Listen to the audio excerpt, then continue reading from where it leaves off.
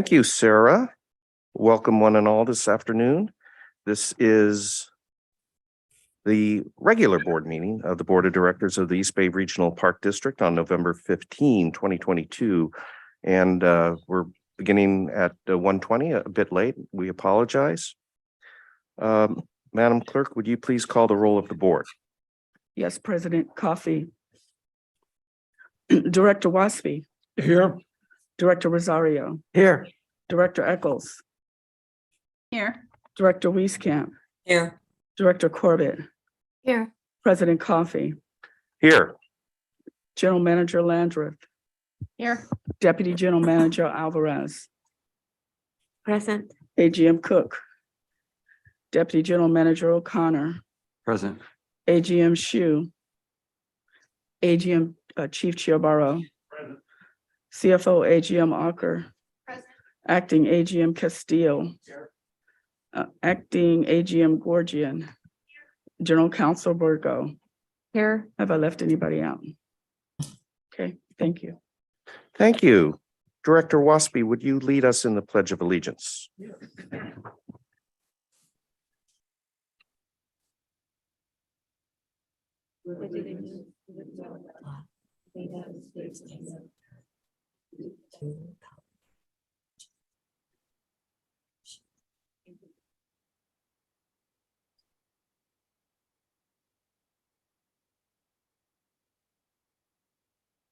Thank you, Director. And I'm going to ask Director Rosario to provide our Native American acknowledgement. Thank you very much.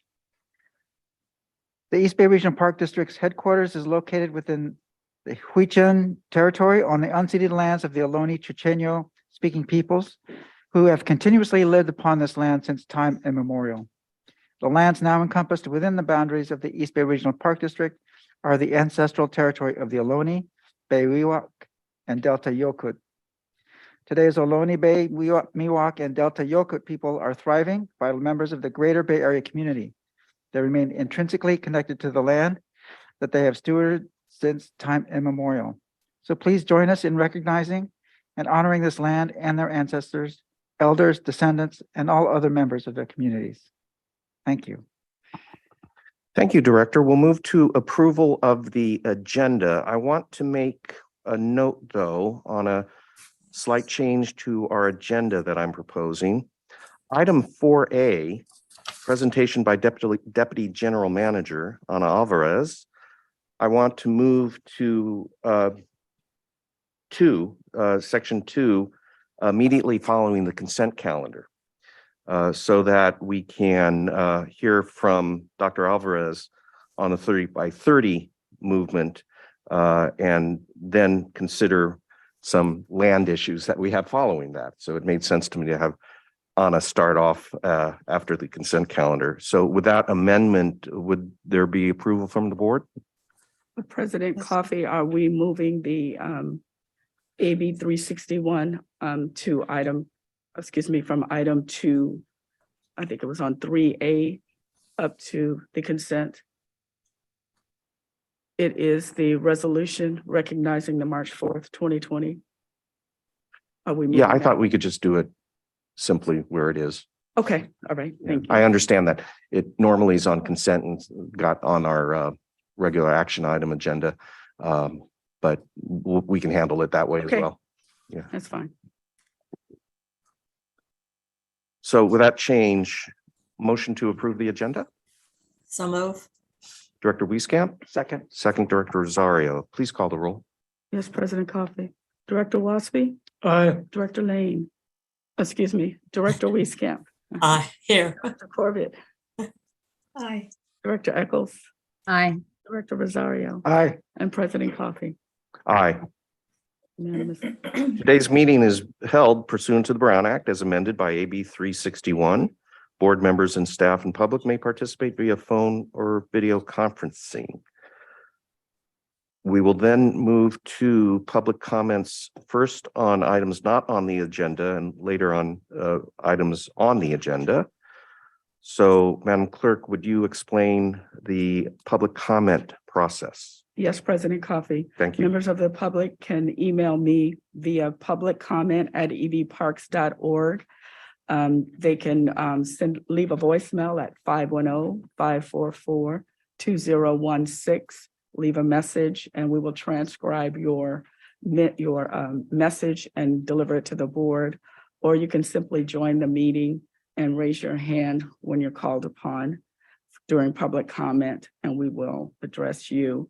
Public comments will not be read at the meeting, but any written emails or transcribed voice messages will be included in the final board packet.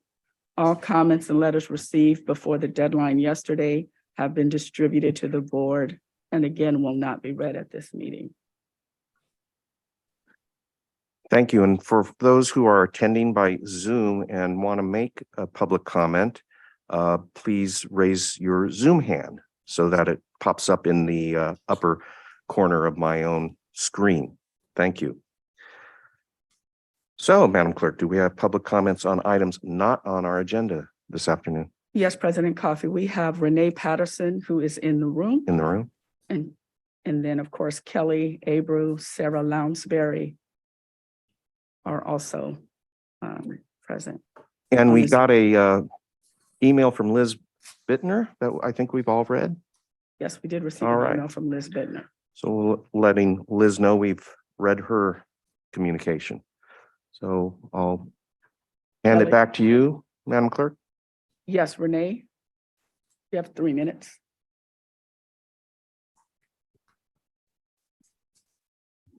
Thank you. My name is Renee Patterson. Good afternoon, board members. Here today to talk about the telecommuting policy or lack thereof. On August 26, 2022, AFSCME Local 2428 filed an unfair practice charge against the Park District with the state of California's Public Employment Relations Board. This was for bad faith bargaining, interference, direct dealing, and unilateral implementation. So I just want to reiterate that this is not a good thing that's happened. People are still upset. Even though they may have signed an agreement to get 2 days of telecommuting versus coming into the office full time. Most people have told me that they did it under protest. I'm not real sure what that means, but I take that to mean that they signed it as a means of getting that 2 days at home to work versus coming in 5 days a week. So just came to remind you, people are still upset. They still want a resolution with the telecommuting policy. And I think most people are kind of just confused at this point at what's going on because nobody talks about it officially. We talk a lot about it person to person, but no official comments whatsoever from either side. So just a reminder, and I thank you for your time. Thank you, Renee. Thank you. Sarah Lounsbury, you have 3 minutes. Thank you. Good afternoon, President Coffey and board members. My name's Sarah, and I'm an administrative specialist with the district. I've worked here at the district for 6 years. I also want to comment today on telecommuting. I'm unhappy about the current policy, which the district finalized in August without backing from staff. The policy only lets us work from home 1 to 2 days a week maximum. There was no compromise, no negotiating, and no bargaining. It was simply an ultimatum: sign what we are offering or take nothing. It seems like the telecommuting issue has fallen off the priority list for the district. Like it is old news and we are moving on to other matters. But for me, it's top priority. It's all I think about. My morale is low and I feel disregarded. I see the benefits of telecommuting as follows: healthy people, healthy parks, readiness in the event of evolving COVID-19 variants, and the district's opportunity to fulfill its very own climate smart initiative and policy. This policy strives to, quote, mitigate and adapt to a changing climate wherever possible, including to reduce greenhouse gas emissions. I asked my friend why he thinks I should be able to work from home more than 1 or 2 days a week, and he said, quote, reduce carbon emissions. Your work can be done at home. I asked my husband the same question and he responded, quote, you can save money, save time, and have a feeling of safety and well-being that you don't have at your work site. If the district wants a stable and happy workforce, they need to take employees' views into account. You have demonstrated that you can do your job from home and your supervisor agrees. Why change? In conclusion, I'm requesting that eligible staff be allowed to work from home the majority of the week and come to the office 1 to 2 days per week. Board directors, please help staff achieve this. Please have a hand in this, as delegating it to other departments has brought nothing to fruition. Please do it for the environment and for employee retention. Without your direct involvement, I fear no improvement will be made. Thank you. Thank you. And our last speaker is Kelly Abreu. You have 3 minutes, sir. Thank you. It seems like very often this district likes to look at things from its own perspective, or maybe from the perspective of automobile driving visitors. It's a very automobile-centric viewpoint. So out at Coyote Hills, a major change to the parking lots is about to be happening on November 28th, where one of the parking lots, the only free parking lot, will be shut down permanently. And so I was out there talking to an early morning visitor, you know, one of these older people with white hair who had already written to your staff to ask about, express her concerns. And this person said, well, what is this new parking lot that they're going to build? The extra, whatever, 50 spaces that are going to be installed 6 or 9 months from now.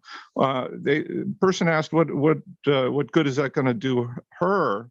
Because this person goes in there early in the morning and likes to walk around, you know, at kind of at sunrise sort of thing. And this person was, of course, from the point of view of this district, if you go to, you know, a normal park that is properly managed with a website, if you go look at their Google, the website of the official website for, let's say, Lake Del Val or Lake Chabot, you'll find out that they have park hours and then they have curfew hours. Those are two different things, and the curfew hours begin at 5 a.m. Well, when you look at the website for Coyote Hills, there's nothing about the curfew. Only the park hours is at 8 a.m., as if everybody were driving in. But in fact, some people do walk in or park across the street, walk in, and those people may show up at 5:01 a.m. And so from the point of view of shutting down this parking lot and what's going to be happening for the next 6 or 9 months, Park District is silent. Park District pretends like everybody is driving, everything is going to be fine. 5:01 a.m. visitors, they're being left in the lurch. They don't even exist. Those people don't exist on your website. On your own official website, it doesn't say anything about the curfew hours, about the ability of people to, the people have the option of showing up at 5 a.m. It's completely not there. So yeah, this district needs to start communicating, you know, what's going on and put it on the website at Coyote Hills, put the curfew hours out there, and then work with the city to open up parking across the street, or you know, street parking for so people can get in there at 5:01 a.m. Thanks. Thank you. That's all the public commenters. Okay, thank you. We will move to the consent calendar. So I'll go around the board and ask board members whether there are items that they have questions or comments that have not been responded to. Yolanda, do we have any that have any requests to take an item for discussion?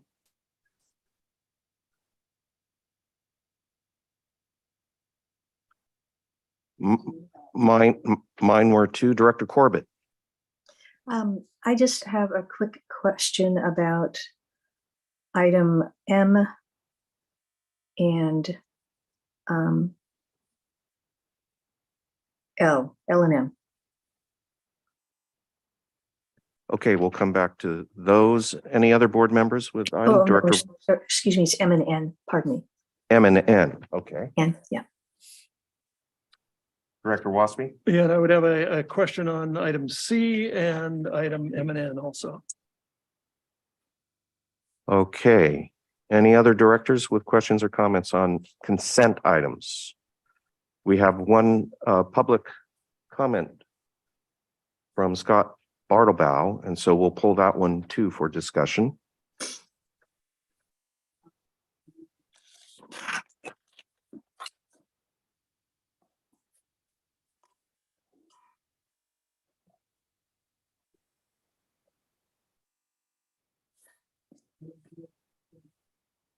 Okay, so we have public comment by Kelly and Scott on two different items.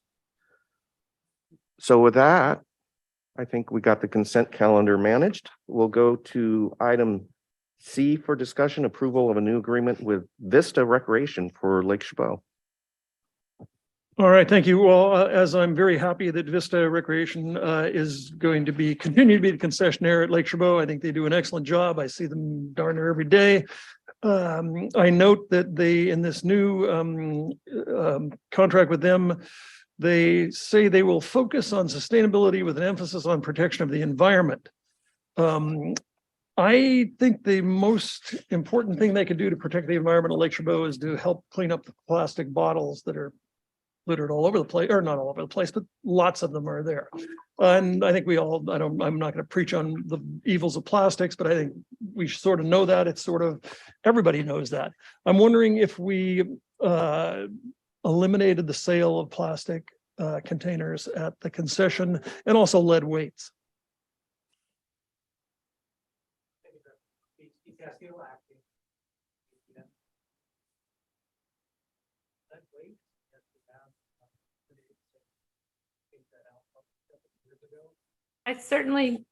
This is Donna Duran, Regional Director for Vista, and I could answer those questions if that's appropriate at this time.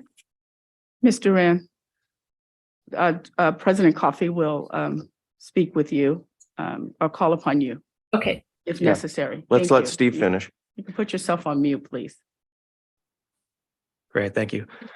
So yes, the lead weights were eliminated several years back. So we no longer sell the weights at the concessions. And since we have Mrs. Duran here, if President Coffey is okay, we have her address the plastics. Sure, public comment. Yes, we have removed all plastics from the cafe at this time. We've gone to aluminum or glass, trying to focus on aluminum mostly. All the Gatorade, all the water, all the drinks are definitely in aluminum now. And we've gone to all combustibles for food service items. So there is no more plastic that we are handing out. And we are committed to do help with the staff there to do shoreline cleanups. Excellent. Thank you very, very much for that. Thank you, Appreciate Donna. it. Thank you.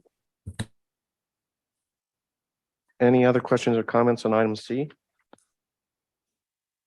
If not, we will move to item D and hear from Kelly. Authorization to execute agreement in amount of $67,000 with Ojo Technology for security camera system at Cull Canyon. Kelly. Yeah, if you look at the contract, it sounds like there's 3 cameras. 3. And that's what, $20,000 a camera? I mean, this sounds like a nuclear weapons base or something. Or maybe a bank. What is $20,000 for each camera to monitor a little swimming lagoon? It's kind of like the toilets on those military aircraft. Remember the expensive toilets that they used to put on the airplanes? It makes people ask, well, why does it cost so much? Thank you. Doesn't sound like a ring system. Any comment? Thank you, Steve Castile, acting AGM of operations again. So to address that one, the OHO camera system is a state-of-the-art camera system. What that incorporates is not just 3 cameras. If you think about the length of the lagoon there, it's very long. It's an upgrade basically on the database there, the technology that goes into it, the conduit, the installations, configuring all of the data that needs to be installed and make it work.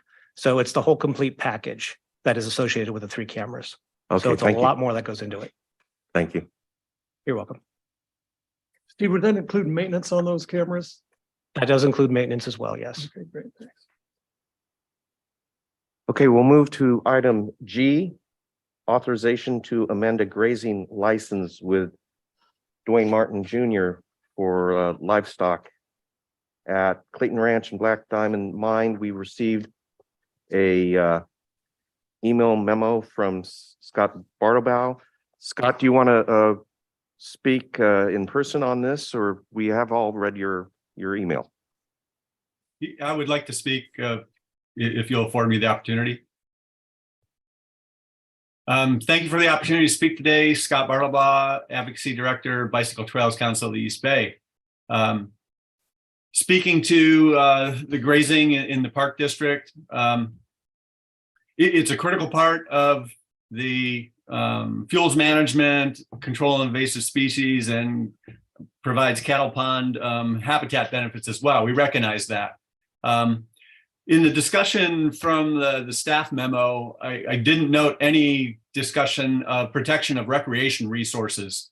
And we see significant damage season after season to recreation resources, primarily trails and roads. Black Diamond Mines, historically, I lived in Antioch for 30 years. That was my go-to park, closest trailhead to where I lived. And every season, significant damage there. Sometimes the damage would go season over season, and there'd be certain roads there that you couldn't use for years in a row. Some other examples in the district, the brand new trails at Tyler Ranch are seeing cattle damage already. Before most of the public has had an opportunity to go there. Crockett Hills, we're seeing cattle damage again this season.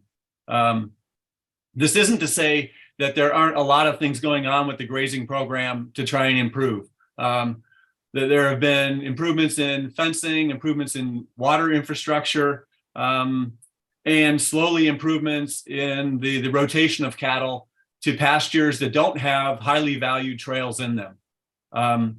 But we're still not there. And the discussion in the packet from staff didn't address recreation at all. And I think recreation deserves an equal seat at that table and consideration. The board cites that trails are some of the most valued assets that park users want to use. Yet the grazing program does not seem to incorporate protection of those assets. And my ask to the board is to raise the priority on that and support work by staff to help make that happen. We understand that these aren't changes that are going to happen overnight. The practices that are in place have been there for decades, and things don't change that rapidly. We are seeing good change at Crockett, but more is needed. Additionally, there's going to be tax measures coming, probably in 2024 based on discussions. Users, taxpayers that see this type of damage to the assets that they value the most are not going to be motivated to support those tax measures. This is an opportunity for the board to reach out to that fraction of the voters and help with that to provide more support for tax measures. So we ask for your consideration in these matters based on those reasons. Thank you for the time. Thank you, and noted. We'll move to item M, authorization to purchase 8 Ford trucks. Excuse me, President Coffey, Kelly Abreu had a comment on this also. On G? Yes, Oh, I didn't know that. Okay. Go ahead. Mr. Abreu, you have 3 minutes, sir. Thank you. So let's all calibrate ourselves. I've been to these parks a couple of times. Mr. Bottleboro has, and maybe some of your employees do get out there and visit the regional parks occasionally too. So you'll notice that you usually see cows out there all the time. These are called animal units or something, combination units, cow-calf units, whatever. And each unit costs what, $20.50 in this contract.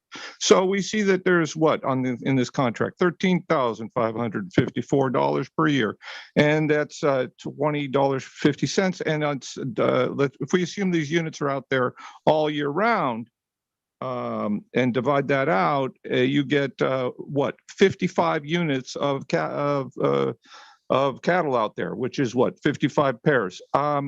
This 5,000 acres of land, and what this contract is telling me is that you got 55 units of cows on 5,000 acres of land.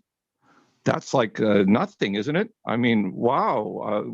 Don't we need more cows out there? How can you get all this work done, all this grazing done with 55 units of cows combinations? It's just unbelievable to me, unbelievable that you can get anything done with 55 units on 5,000 acres. It's just, in fact, I question your numbers. I think these numbers are cooked or something. They're wrong.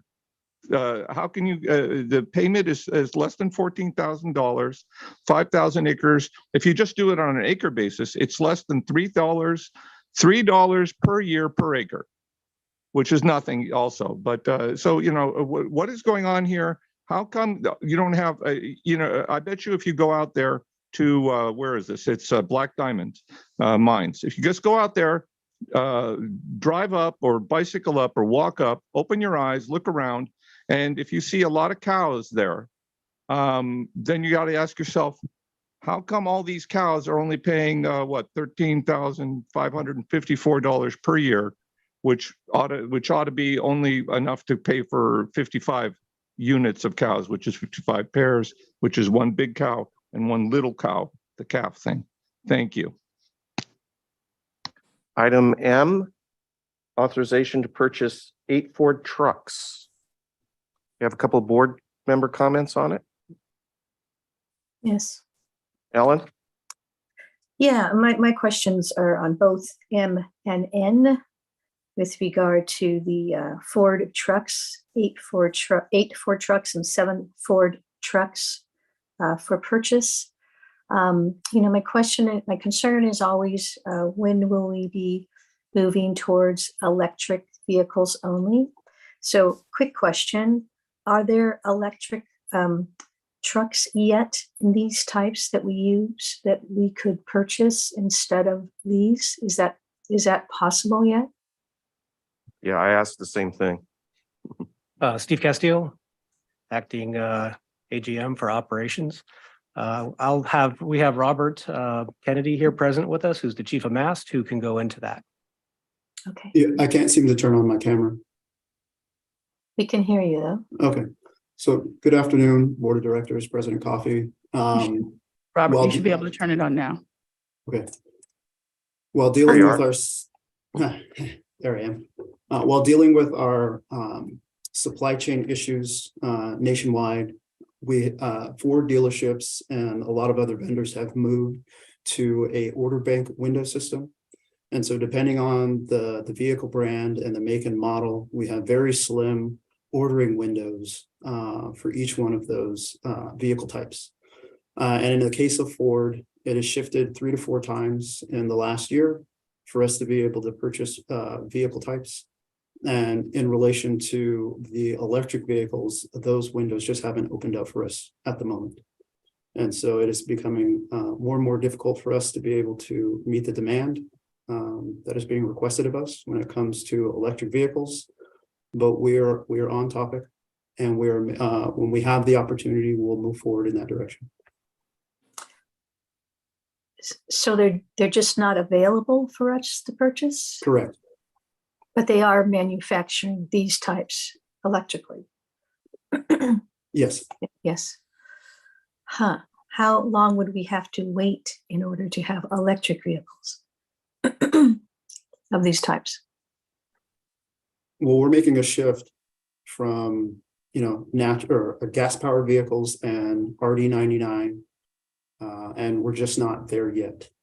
We also have to think about the infrastructure to support those pieces of equipment. And so once they are available to us, we will be piloting some of those vehicles, and we're hoping within the next year, we'll be able to make those purchases and make that shift. Okay, this also leads to my other question. Mhm. I'm assuming these vehicles would still be used for a number of years. It wouldn't be just like 1 year. How long would these vehicles be used? Oh yeah, when I speak of a pilot, is we are going to purchase those vehicles, but we got to make sure that it makes sense with our operations, because we have multiple terrain types and different needs and uses for those vehicles. So if you look at the Ford Lightning, for instance, it's a crew cab platform with a short bed. And for a lot of our operations and parks, we need a long bed without a crew cab. Because we are not in the business of transporting teams. We have minimal staff to be able to do the work district-wide. So we have to make adjustments to our operations and ensure that these vehicles make sense for what our teams are doing on a daily basis. But again, how long would they be used? What I'm concerned about is if we get pushed further ahead and required to purchase required, in my mind, required is already there in my mind. But So Steve Castillo, AGM of acting AGM of operations. So the intent is to purchase in several of the vehicles, whether they be Ford, Chevy, or other brand. We're going to take them. We're going to put them in the field. We'll try them out. During that trial, basically, we'll have them for the duration and life of that vehicle. So we will be utilizing them. And then we'll also be taking a look at where they work well, where they don't work well, how we can adjust our operations to try to incorporate more electric vehicles to come into the fleet as we move forward. So it's going to be a trial, but we're also going to be evaluating and using them for the entire duration of their lifespan. Yes, I very much appreciate those comments. But my other question of concern is if there's some sort of requirement that we're supposed to be using all electric vehicles and we still got these vehicles that work, are we sort of maybe wasting time or even funding because we're with these, these vehicles that should have been replaced already if we could have? You know what I mean? I completely understand. So what we do is as the vehicles tend to age out, we have to buy new ones in. And at a certain point, as the vehicles are aging, we need to actually retire them.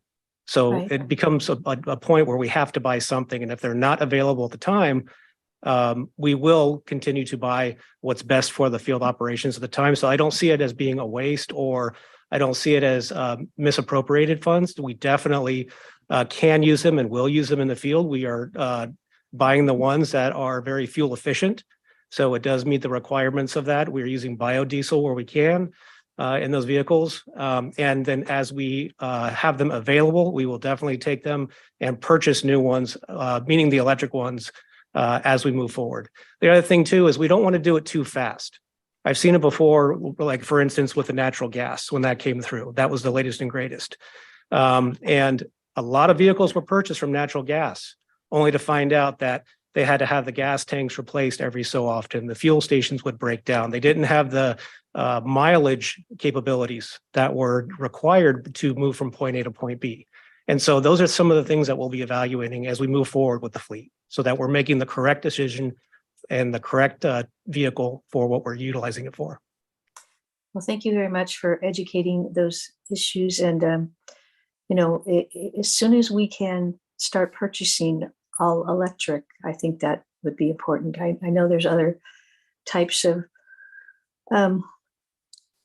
vehicles that are environmental, but I'm just someone who's very anxious to get going on more electric vehicles. But thank you very much for all your thoughts and concern in trying to do the right thing. Thank you very much. You're welcome. We're completely on board with that. And so thank you very much. Director Waspy. Thank you. So I agree with Director Corbett. I hope we can move towards electric vehicles as soon as we can. And just a question, and I've harped on this for 8 years, and I think Director Corbett was the first one that pointed it out. I note that we've spent almost $68,000 in taxes that goes to, and I always thought it was only downtown Ford in Sacramento, and I kind of figured what was going on there. But So now we're buying them from Watsonville Fleet Group. Can we buy something in the county so that we can, retrieve, like in this case, 68 grand worth of taxes for Alameda County as opposed to Sacramento County and wherever the heck Watsonville is or whatever county that is?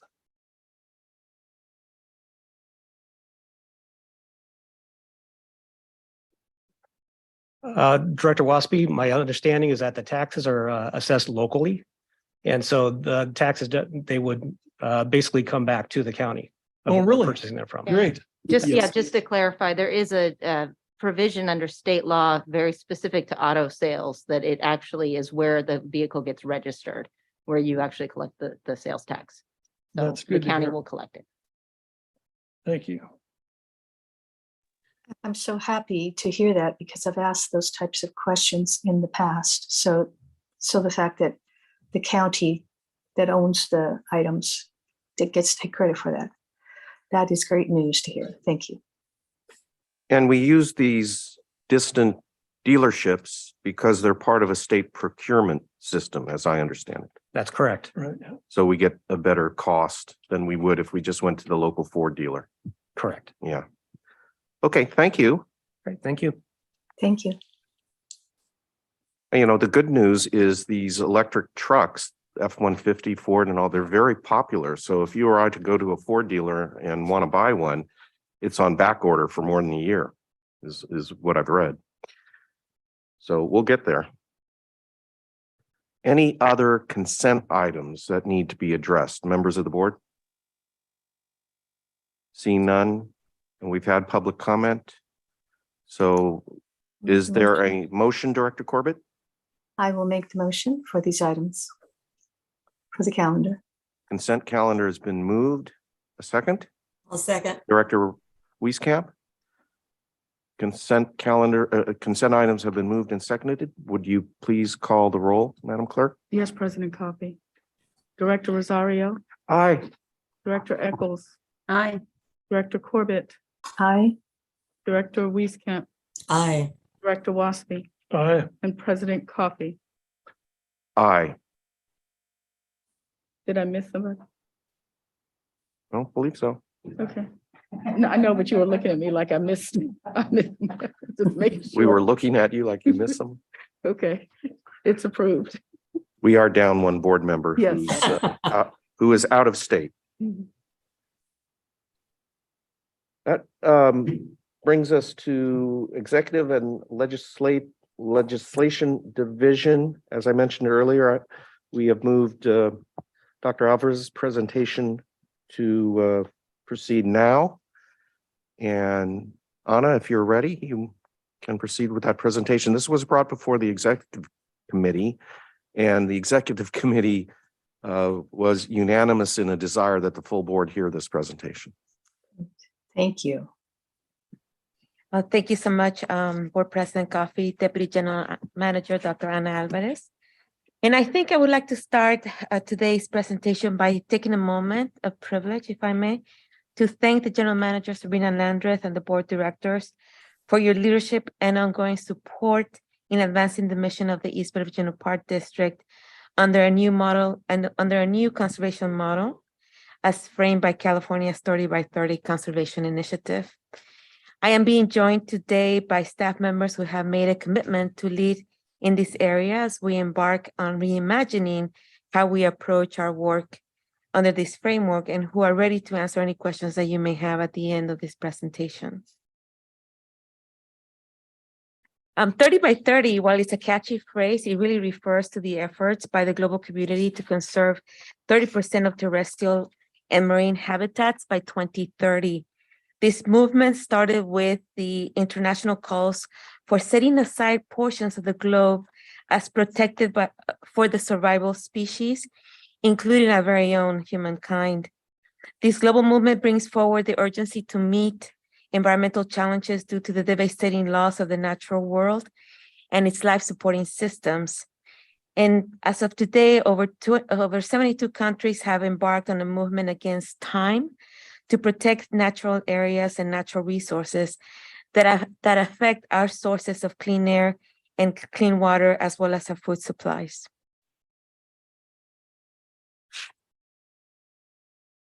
The rapid loss of nature in the last 20 years has been tremendous, and we are seeing firsthand the adverse impacts to human health, the survivors of the species, and our ability to even absorb the greenhouse gases emissions that we continue to emit to stave off the worst effects of climate change.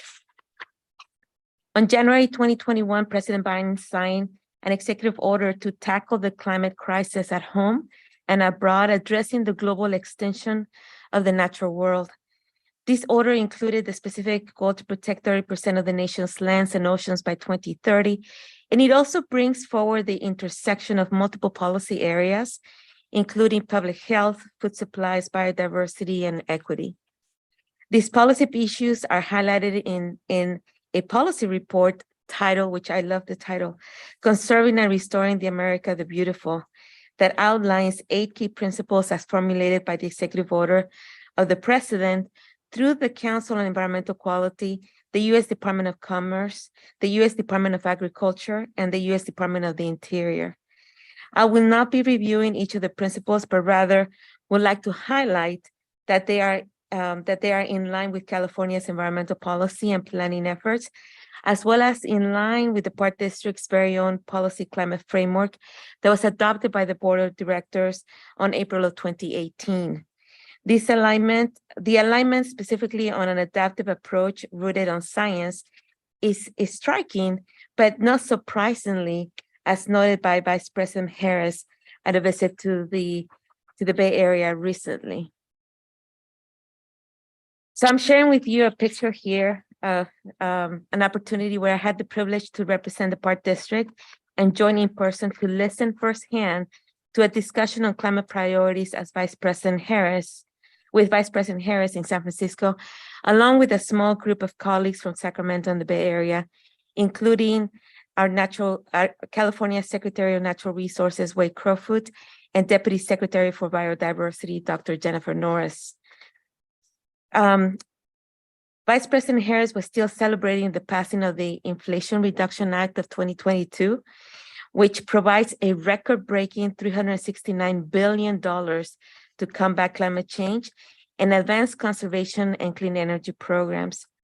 There was a very special moment that was shared when Vice President Harris described one of her privileges as Vice President, was able to talk to astronauts while in space, and she would ask them the same question: can you see the planet Earth from where you are? And how does it make you feel? The answers are pretty much the same in every single time. The astronauts would speak to how fragile the planet Earth really is, and most importantly, how profoundly was the sentiment that we are all interconnected, and we referring to we in the natural world, and we meaning all the people on this earth. In her remarks, Vice President Harris also applauded California's leadership and bold environmental policy agenda, which was ahead of President Biden's administration. We were all thrilled to hear her say that California leads the nation in protecting the environment, and then the Bay Area leads California. This moment is captured here on this picture as we hear a roar from the audience, comprised mostly of UC Berkeley students from the Rosser College of Natural Resources and the Goldman School of Public Policy. Noted to say, alumni here, go Bears. I have to say that. Vice President Harris' remarks reference to the fact that California led the national effort through an executive order signed in 2020 by Governor Gavin Newsom, elevating the importance of conserving nature as a key part of combating climate change and protecting life across the world. As one of 36 bioregions in the entire world, California urgently calls us to restore the natural ecological systems and habitats before it's too late. Science points to a window of time of less than 10 years before reaching to a point of no return for nature-based solutions to be effective in slowing down the devastating impacts from a changing climate, such as flooding, extended fire seasons, mega fires, and unprecedented droughts and heat waves, just to name a few, which the Park District is facing at the front lines on an everyday reality.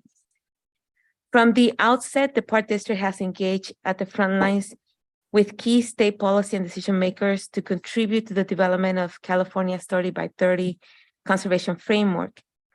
The Park District engaged at the early stages of this process by providing input and recommendations during public meetings and public workshops on specific focus topics such as the changing climate, the rapid state of the changing climate, and equity conducted by the California Natural Resources Agency.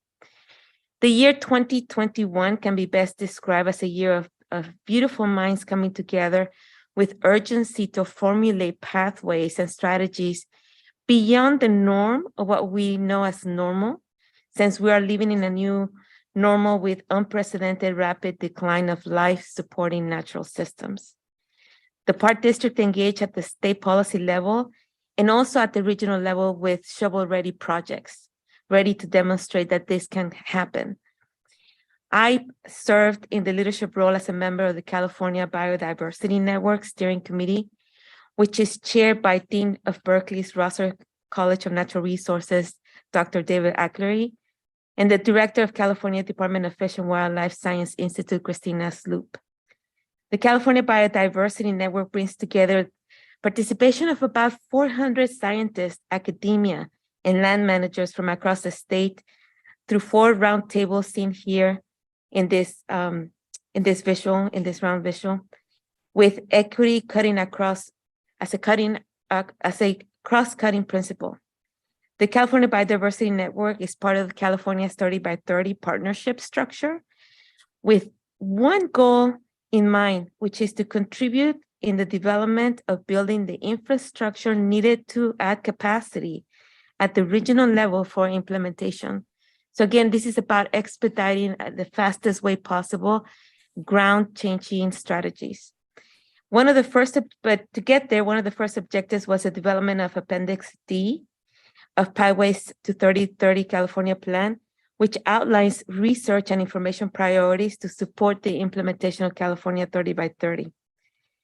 At the regional level, the Park District contributed to the Together Bay Area 30 by 30 working group that identified 110 plus shovel-ready projects to implement and meet the objectives of Pathways to 3030 plan.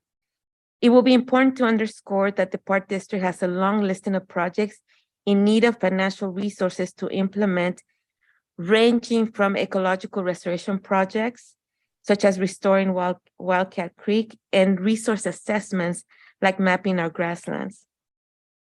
Again, this is not surprising since the Park District has a beautiful legacy and a long history of over 90 days of a single mission, which is the conservation of our natural world, along with expanding and including recreational activities.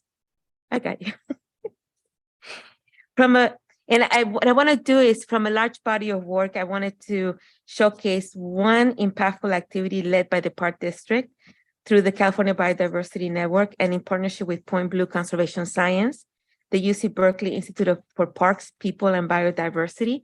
You see here John Jarvis, the former Director of National Parks, who serves as the Executive Director of the Institute, as well as USC Civic Engagement Institute.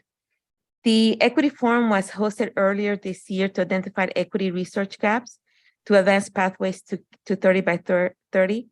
The forum was extremely successful with the participation of over 50 organizations from across the state, including state agency representatives, scientists, academia, and conservation and outdoor recreation practitioners. 30 distinct research priorities were identified to advance pathways to 30 by 30, including the need for the synthesis of existing research, collection of new data, deployment of research and research areas, and the examination of existing or even new models that are needed. The recommendation fell into 4 thematic focus groups, or 4 thematic areas as seen here, including life expectancy. We know and we have data that shows that not having access to open spaces in nature ends in the reduction of life expectancies, primarily in communities of color. A thematic area pertaining to loss of land and loss of land control. We also explore pieces like the unintended green gentrification that happens most likely with ecological restorations that ends in the displacement, again, of communities of color, as well as an open forum that served as everything else that is pressing to remove the barriers to advance equity, environmental justice, and inclusion. This information serves as a guiding pathway to start the removal of these barriers and to accelerate the rollout and implementation of 30 by 30 projects. And the Park District led the discussions. On Earth Day of this year, the state of California published Pathways to 30 by 30, Accelerating Conservation of California's Nature, where the framework and strategies were laid out to conserve an additional 6 million acres of land and 500,000 acres of coastal waters to reach the 30% goal. And I'll go into more detail in just a second.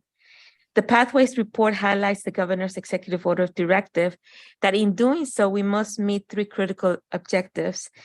One and foremost, to protect the biodiversity of the natural world. 2, in doing so, improve access and to be inclusive of the needs and interests of local communities, focusing on marginalized communities. And in doing so, building resiliency to climate change through climate smart land management, bringing forward nature-based solutions. This framework brings forward a new conservation model, pivoting from what we call the conventional and binary model, as we see protected land versus developed lands. This new model speaks to intersectional environmentalism, which is guided by science and the integration of traditional knowledge and input of indigenous communities and communities of color to create resiliency from a changing climate through nature-based ecological process or nature-based solutions. To achieve these identified objectives, the report identifies 10 pathways or strategies, some of which align with the Park District's current practices, including executing strategic land acquisitions, to create corridors, to create adjacencies to green spaces, which you have done over decades, and we will continue to do so. These strategies also range from accelerating the conservation of open spaces or natural areas to institutionalizing mitigation in land management practices, to calling on strengthening coordination amongst governments. I would like to point out that these are some key priorities that come in the new administration and leadership of Sabrina Landreth in reimagining how we partner regionally and state to resolve for regional issues. And most importantly, the implementation of these strategies will need to be in the envelope of a new conservation model as put into practice by the 30 by 30 framework, and as we have seen firsthand here at the Park District. This paradigm shift calls for the conservation of California's nature through nature-based solutions, to create resiliency from a changing climate, through the re-examination of underlying assumptions, and embracing cultural humility to crystallize issues of equity. This image here that I'm sharing with you is of a school tour of a regional park that best captures the sentiment of cultural humility.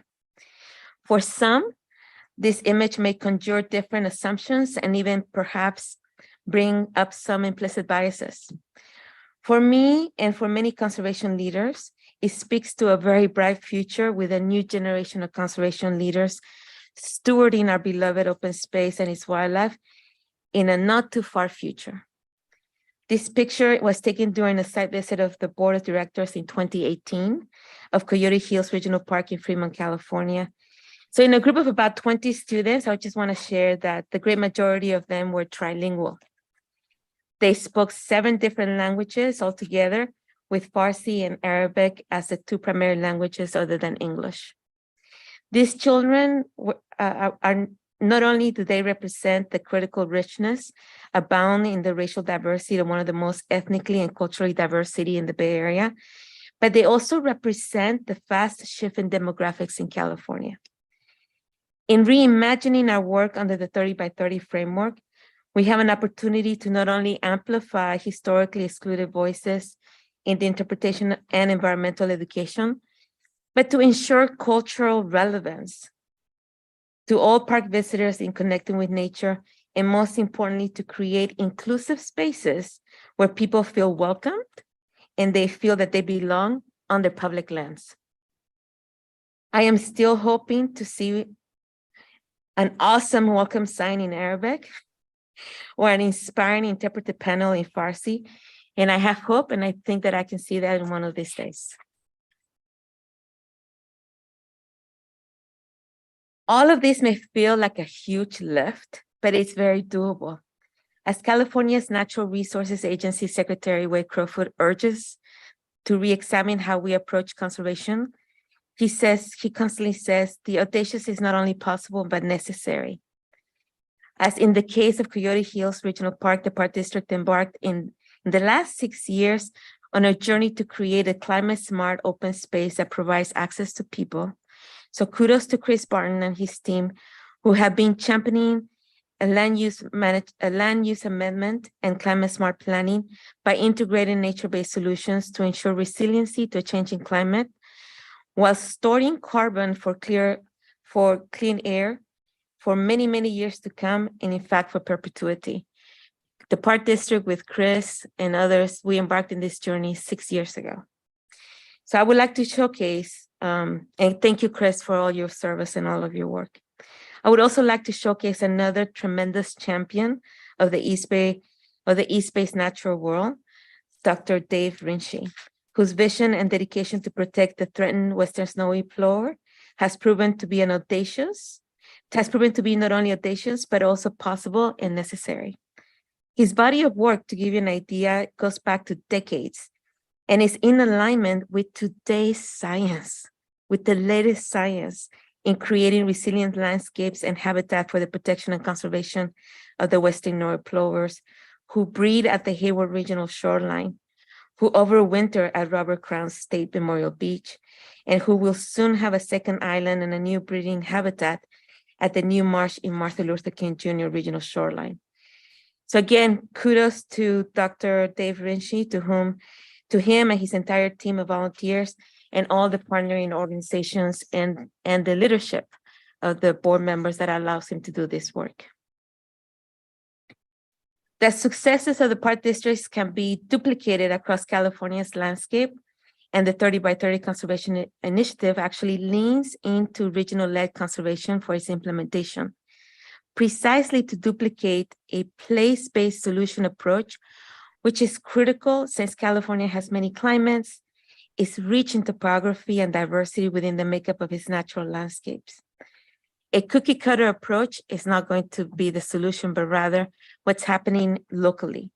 So as such, the 30 by 30 framework is rooted in partnerships, including tribal, regional, and local partners and government agencies, land trusts, restoration conservation districts, and academics, and community-based organizations through coalitions. A partnership coordinating committee that you see here in this visual at the core is at the core of the participation, with the participation of key partners that bridge to the coordinating committee.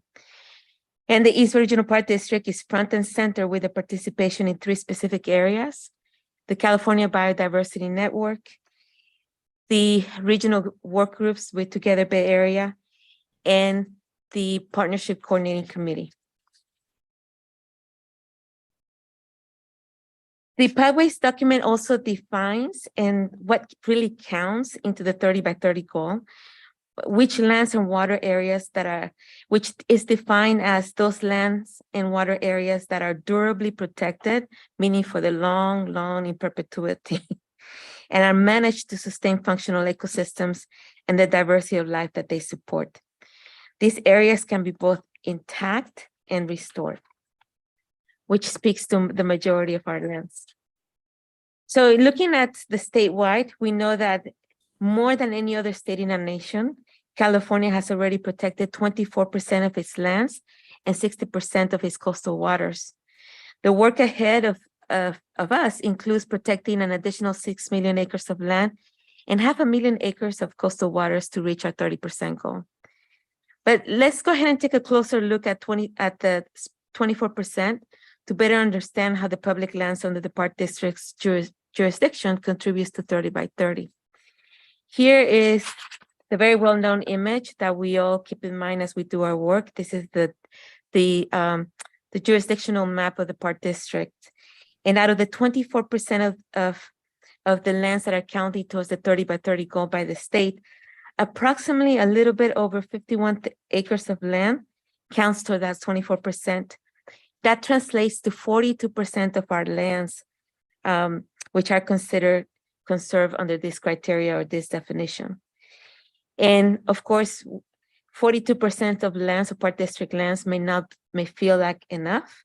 And we have a team in the planning department who are currently undertaking a conservation review process with the California Natural Resource Agency to understand what else can be included and how else we can provide the aggregate data that we've been collecting on what exists on that land and the state of the land.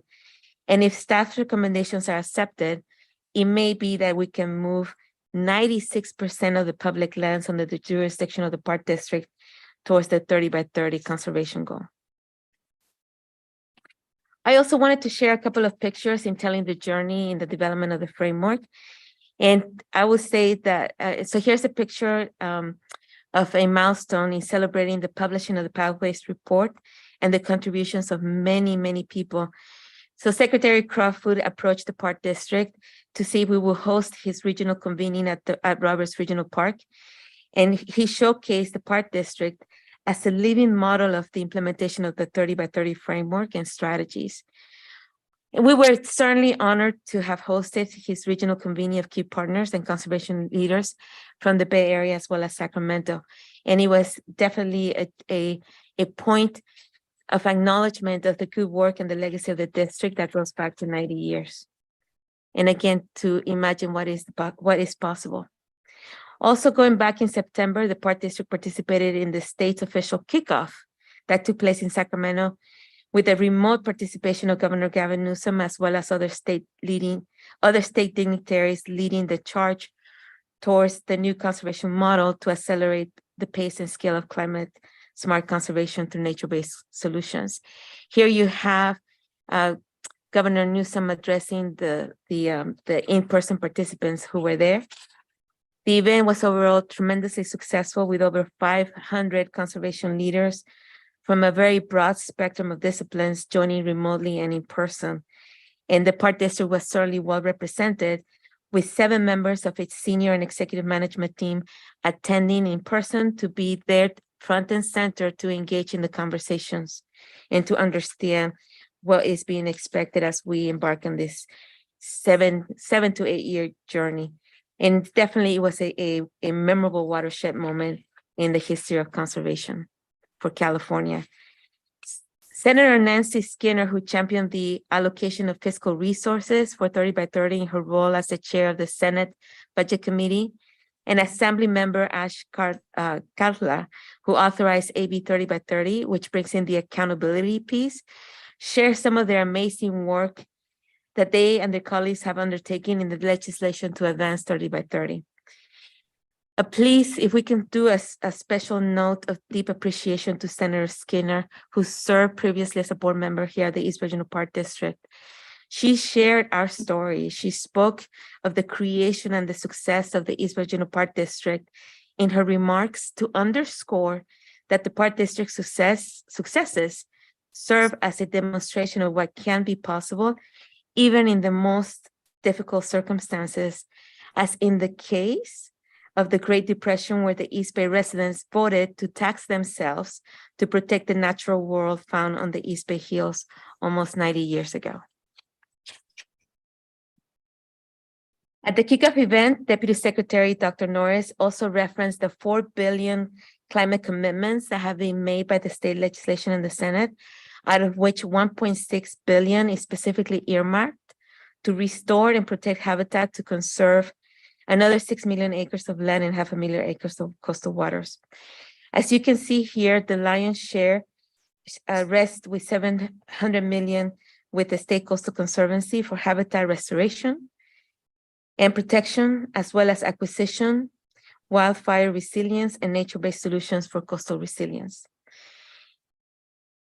Another area of interest and great focus as we look at all the opportunities and possibilities, we will be focusing on the Wild Conservation Board with $245 million, which includes the California Conservation, Forest Conservation, and the Oak Woodlands Conservation for wildfire fuel vegetation management. The Park District has convened, and in doing so, the Park District has convened a 30 by 30 leadership working group with self-identified leaders in our organization who have made a commitment to lead cross-divisional teams to advance the Park District's efforts under this new conservation model and movement. And at this time, I would like them to join me by turning on the videos if you're joining remotely, or if you can please stand so I can acknowledge your participation. We have folks from operations, we have folks from stewardship with Tina and Matt and Lisa, Steve with operations, as well as Claire with the general manager's office, and many, many other people that I can't see remotely through the camera. But I want to acknowledge them because they are not only, is it a personal journey for them, it's also professional commitment, and they're going way above beyond the call of duty to align the work that we already do, to tell our story and to show that we are the demonstration model. So thank you for your service.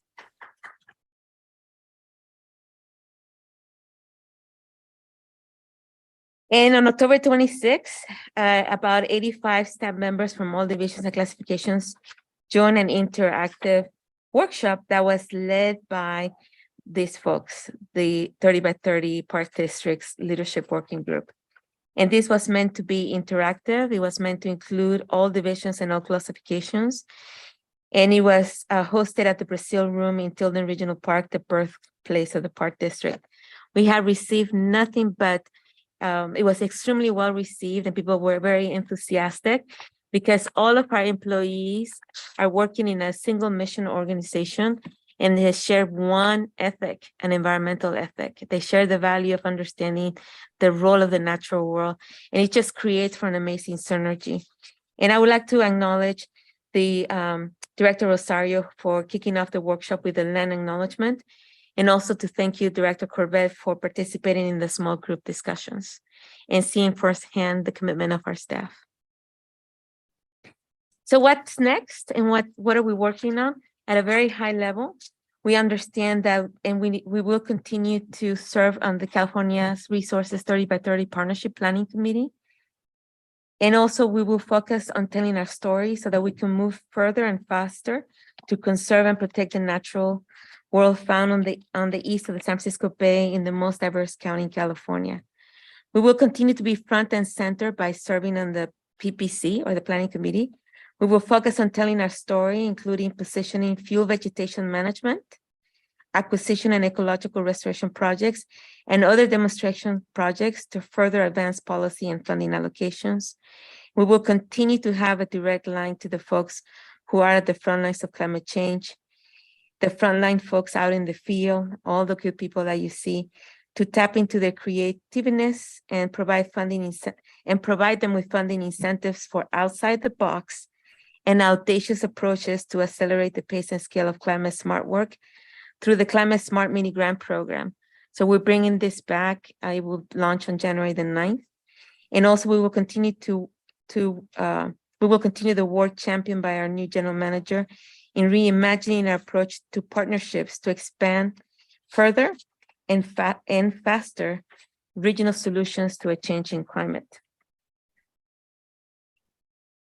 And that's the end of my presentation. I tried to be very concise, but I do want to open it and give an opportunity. People would like to join me and answer any questions that you may have.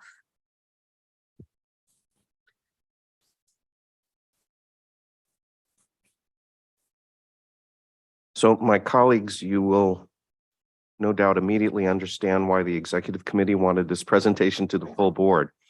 It is extraordinarily inspiring.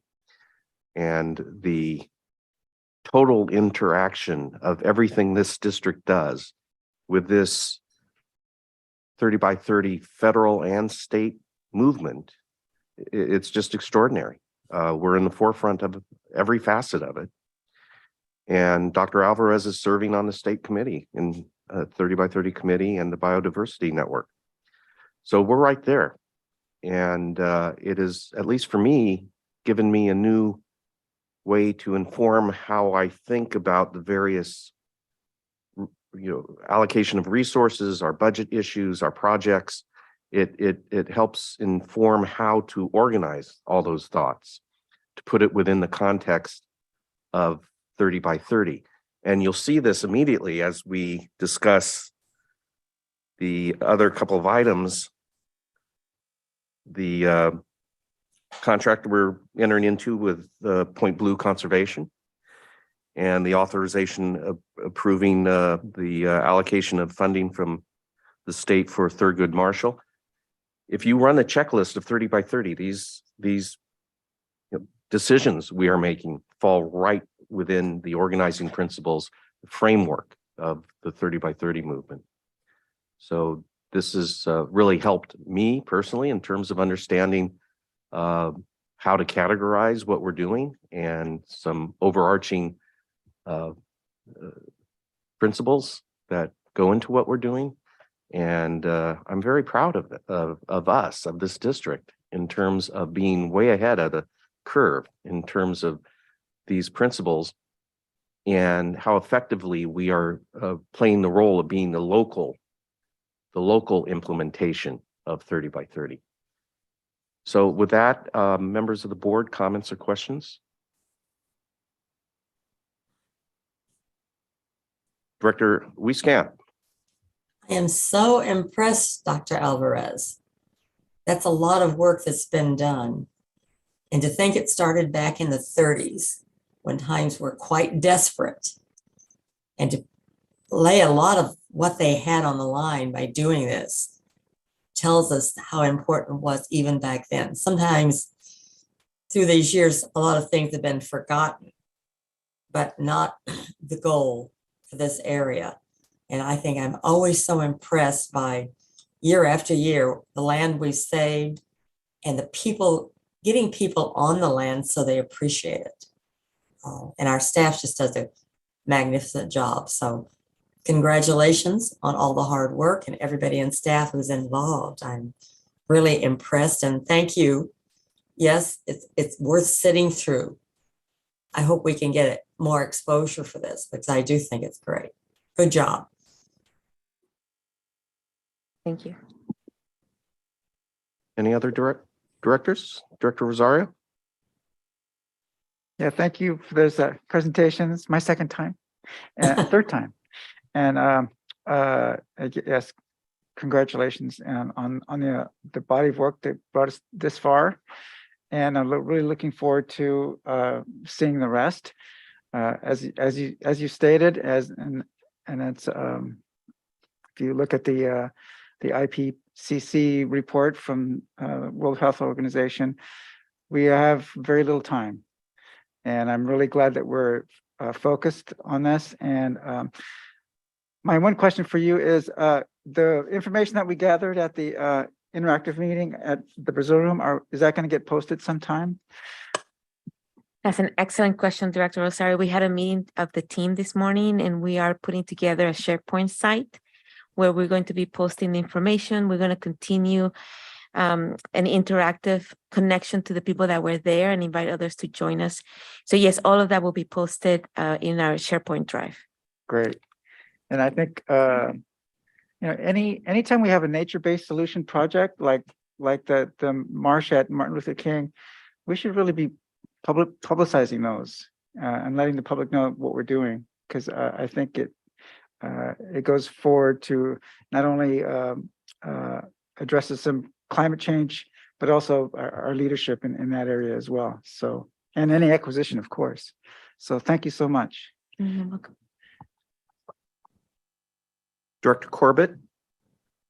Yeah, I'm very happy to be able to have this presented today. Such an amazing opportunity for us to continue to support the environment and protect the land that we live in. To attend that meeting that night was quite impressive because we had all our various members of staff who had the opportunity to volunteer to show up and speak about their thoughts and their concerns and what they'd like to see done. Additionally, in the work that they do in the Park District, but also their personal concerns and interests about this.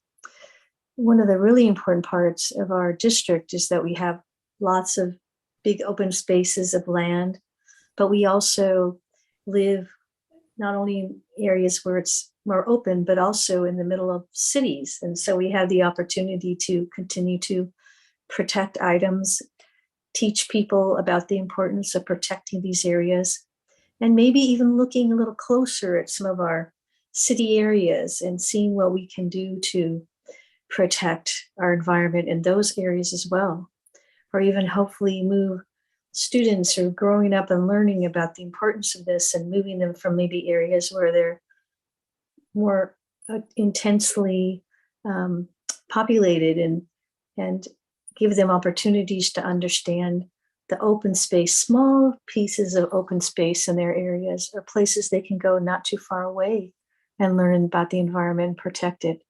It's really an awesome thing that's going on. And our park district is really a really special place. So the more that we can do, so much appreciate it.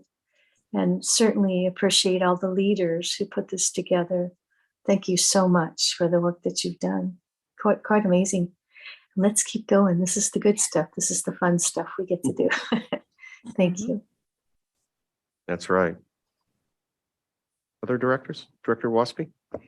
Yeah, thank you, Dr. Alvarez, for all your work, and thanks staff for all the great work. The word that comes to my mind, like Collins, is pride. I'm very prideful that we're on the ground floor of this and we're cutting edge and all those other great words. You know, I think with all the great opportunities we have, with all the great blessings we have, with all our great land and open space like we have, I would, at this point, just that I mentioned at the executive committee, I would challenge our legislative and government affairs people to really get on board, because I don't want to put a damper on anything here, but it's really that critical. 1.6 billion from the state is nothing. When we have a $54 billion surplus, or did last year.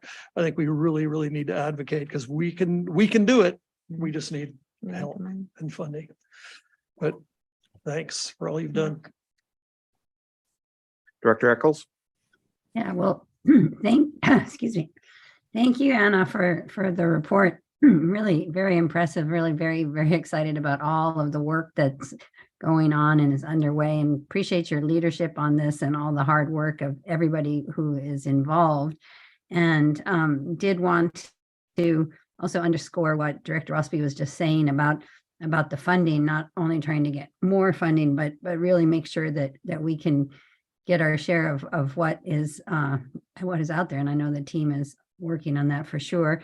And I guess along those ends, I appreciate also the work you're doing to really advocate for how much of our lands should meet the state 30 by 30 goals, as opposed to how it's currently categorized. So I think that's really important and incredible work. And, you know, when I think about those early days of the park district and what a difficult time it was then, you know, it is inspiring. I think, you know, these times are difficult for other reasons, but the need for the park and the open space is even greater now than it was then. So really am motivated to keep pressing along and keep buying and opening more land and really you know, do our part on conservation. Thank you.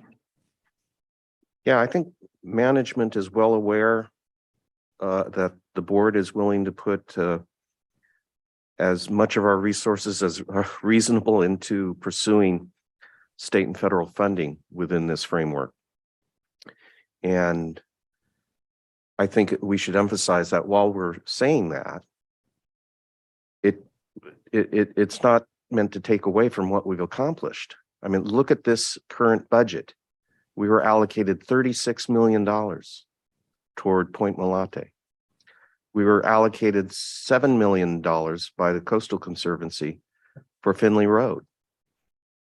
And on our agenda today is allocation of $3 million from the state through Assemblyman Grayson's efforts and Senator Glazier's efforts for Thurgood Marshall. That's $46 million.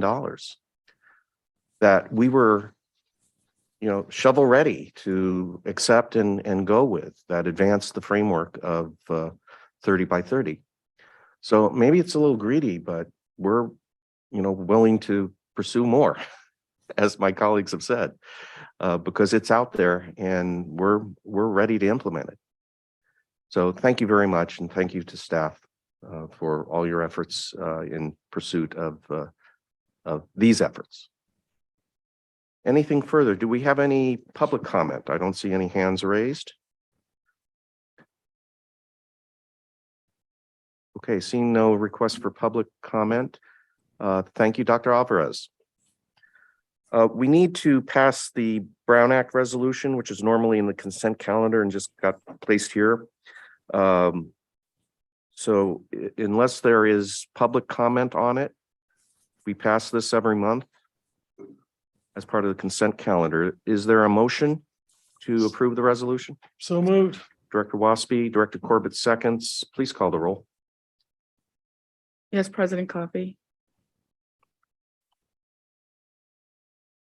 Director Rosario, Aye. Director Eccles, Aye. Director Corbett, Aye. Director Waspy, Aye. Director Wieskamp, Aye. and President Coffee. Aye. Unanimously approved. So now to item 2B, authorization to transfer funds in the amount of $220,000 for an agreement with Point Blue Conservation Science. And I noticed at least on one of your slides, Dr. Alvarez, Point Blue shows up as a partner in this overall effort.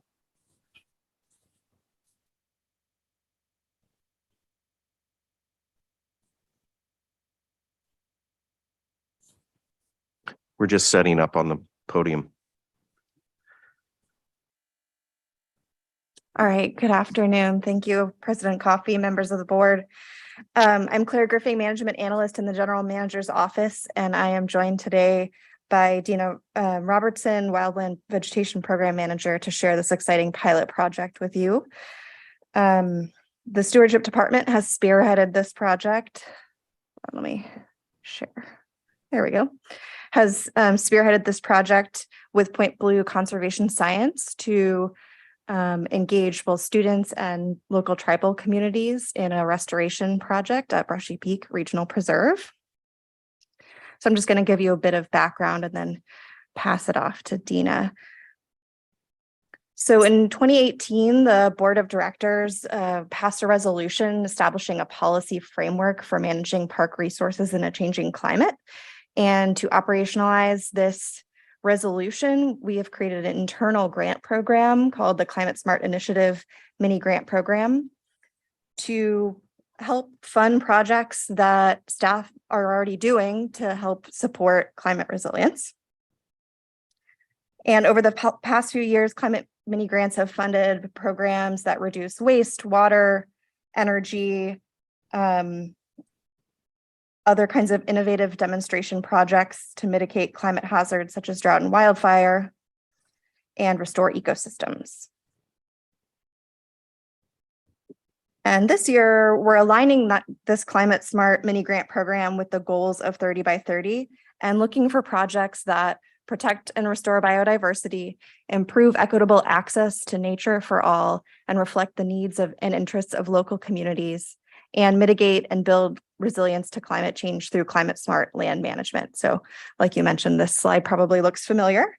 And for the 2022 grant cycle, we've identified a single pilot project that aligns with these three goals.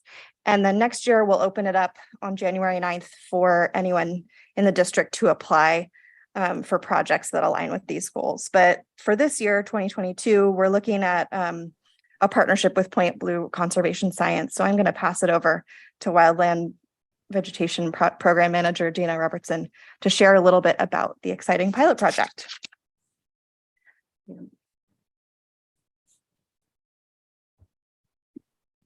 Good afternoon, Board of Directors, President Coffey. Dina Robertson, the Wildland Vegetation Program Manager with the Park District. I'm here to talk a little bit about this new partnership, this pilot partnership project that Claire introduced with Point Blue Conservation Science. And Point Blue Conservation Science has a number of programs, and one of them is called STRAW, Students and Teachers Restoring a Watershed Program. So as the slide says, it's connecting people in the community, schools, teachers, to do restoration. And so this is a partnership that we're going to be kicking off at Brushy Peak Regional Preserve. Some other partners on this project will include the Alameda County Resource Conservation District, which we have a really strong relationship with, and they've been instrumental in a lot of our pond restoration projects. So you've probably heard about the ACRCD through those presentations. So as Claire mentioned, this project will be managed under the Wildland Vegetation Program. It will be a 4-year pilot program, and it will be at Brushy Peak. I know most everyone in this room has been up to Brushy Peak. It's a fantastically beautiful parkland that is significant for many different reasons, including to local tribes, which is also, the tribes are also, we are working on a partnership with them as well, tied into this project. There are 2 sites. I'm going to show you some pictures, just a few. This is a short presentation of just what those sites look like that we're going to be working on with STRAW. But it's there are many reasons why this particular site was chosen. There's an ecological need at this location to restore riparian and wetland habitat at Brushy Peak. We have local schools that are already set up for this kind of partnership through STRAW. And it's a very accessible area, both for the restoration and for the public to see the work that is happening. So the STRAW program will be working with local schools, with the teachers, helping with the curricula to teach about riparian and wetland restoration. There'll be lessons in the classroom, and the kids will come out to help with planting and weeding and all the things you need to do to maintain a restoration site, to build and maintain one. We are also, we are working with Anna Marie Guerrero, our cultural resources coordinator, to develop a partnership with the tribes to with the restoration of the site. And that's all in development now of what that's going to look like, but we're pretty excited about that aspect of it, all of it. Okay. Whoops. Okay. Brushy Peak. This map here on the left is showing the outline of Brushy Peak Regional Preserve. And the 2 red lines there are depicting the areas where we have our planned restoration. The one on the east side on the right is a drainage that we want to restore. And a picture of that is in the lower right corner of the slide. You can see that we have a few willows growing in there. They're black willows that grow along that drainage. But for the most part, there isn't a lot of riparian vegetation there at the moment. The site on the left is a wetland restoration site, and that's right next to the staging area at Brushy Peak. So if you've ever parked there and looked out into the flatlands, that's the area we're looking at doing restoration for wetlands.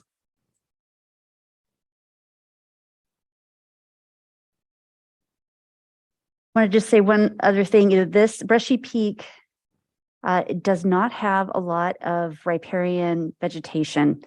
And if you look in the surrounding lands, there's also a lack of willow trees and other kinds of woody riparian vegetation and wetland species as well, like your rushes and their sedges. Brushy Peak has had a lot of long land use history, and some of that land use history has resulted in removal of this kind of habitat. And so by restoring it, we're going to be bringing a very big lift in ecological function around those kinds of habitats. So this is going to be an important project for the area. That's just a short introduction to the project, and I look forward to talking to you about it further at other board meetings in the future to give you updates on what is happening and the progress. But we are asking for, we're recommending to authorize the transfer of funds of $220,000 for this, executing the contract with Point Blue Conservation Science to manage this new pilot project at Brushy Peak Regional Preserve. Thank you. Questions? Thank you. Questions or comments from the board? Director Corbett. Thank you. That's very impressive. I was just hoping, would it be possible to get copies of the parkland, the map area that shows a little closer where this work is being done for us to learn even more about the project? Would really appreciate that. That would be easy to provide. Yes. Okay, great. Thank you so much. Director Wieskamp. Well, obviously, this was the first part that I got to open it when I came on the board, and to see how things have changed and progressed and to come up with a project like this. This isn't the easiest land in the world.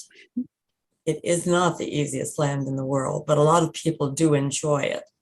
And you can have magnificent views all the way over into Sacramento and so on a given day.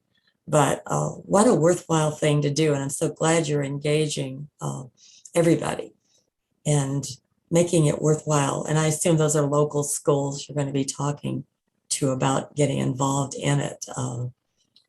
Great project. I look forward to seeing it happen and going out there and checking on it occasionally. So best wishes. Good choice. Thank you. Thank you. Other directors? Yeah, I mean, great work. A great project. I will entertain a motion from Director Wieskamp to Glad to do that. approve the resolution on page 127 of our packet, authorization to transfer the funds and enter into the agreement with Point Blue Conservation Science. Director Wieskamp makes the motion. Second, Director Eccles. Is there any public comment on this item? Any requests, any hands No, President. raised? I don't see any. Pause just for a moment. Okay, please call the roll. Yes, President Coffee. Director Rosario, Aye. Director Eccles, Aye. Director Corbett, Hi. Director Wieskamp, Aye. Director Waspy, Aye. and President Coffee. Aye. Thank you. We have a few more substantive topics for this afternoon's meeting. I think this would be a good time to take a 10-minute break, folks. Great. Thank you. Yes, 10-minute break.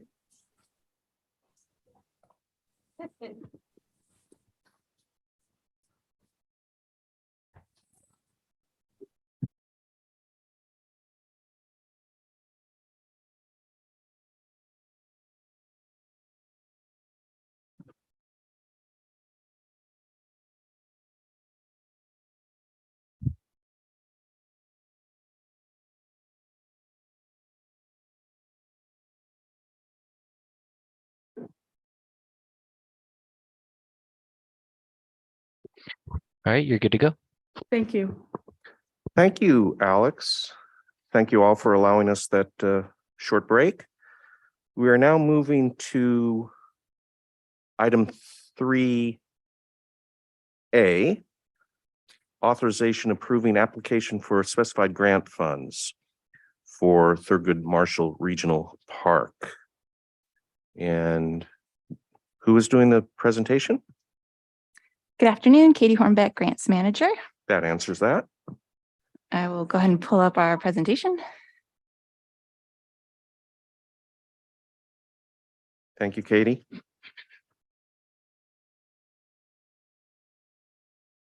All right. Great. Well, like I said, good afternoon. Katie Hornbeck, Grants Manager. And I'm here today to get authorization for the acceptance of grant funding for the South Bailey Road Public Access Project at Thurgood Marshall Regional Park. home of the Port Chicago 50. I'm going to save the full resolution recommendation towards the end. So today's presentation topics, I'll briefly point out our project location to orient us, discuss how the funding request came to be, and then I'll turn it over to Eva Rose Levitt, our landscape architect, to discuss very briefly the project overview, goals, and timeline, and then present our staff recommendation. So here's a map indicating which park we're talking about today, the Thurgood Marshall Regional Park, home of the Port Chicago 50. The red, I think I have my laser here. Yes, this red star indicates the location of specifically the public access point that we're talking about. So this funding request it started back in January. The Park District submitted a request to Assemblymember Grayson's office for $3 million to be allocated in the state budget to create the first public access point to the Thurgood Marshall Regional Park. Then there was a walk and talk event with Assemblymember Grayson in April, and the Park District staff was able to highlight the park, the need for the public access point. Assemblymember Grayson agreed to move forward the request to the State Budget Committee for review and consideration, which ultimately was accepted and approved in the state budget that was passed in July. California State Parks was the agency selected to administer the grant funds, and part of that administrative process is to get a board resolution authorizing the acceptance of funds, which is why we're here today. So at this time, I'm going to turn it over to Eva, who's going to provide an overview on the project. Good afternoon. Eva Rose Levitt, landscape architect and project manager for the South of Bailey Road, a public access improvements project. Today, I'm just going to give a very brief update and overview of the project and the work in progress. So here is an aerial of the site, and essentially this first implementation of public access at Thurgood Marshall will be the construction of a major primary staging area that will include a restroom, potable water, and other comfort station amenities. The staging area will accommodate parking for bicycles, automobiles, buses, and equestrian trailers as well. We'll also be constructing drop-in picnic areas in several locations throughout the accessible portion of the park. Many of them will be adjacent to the existing weapons magazines and parking, and others will be up at higher elevations that are hike-in.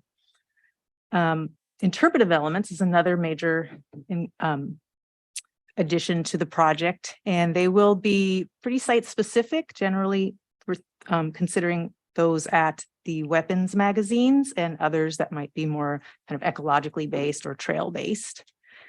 And it's the last major component of the project, of course, is an internal loop trail network that will provide a variety of distances and challenge levels within the South of Bailey Road parcel.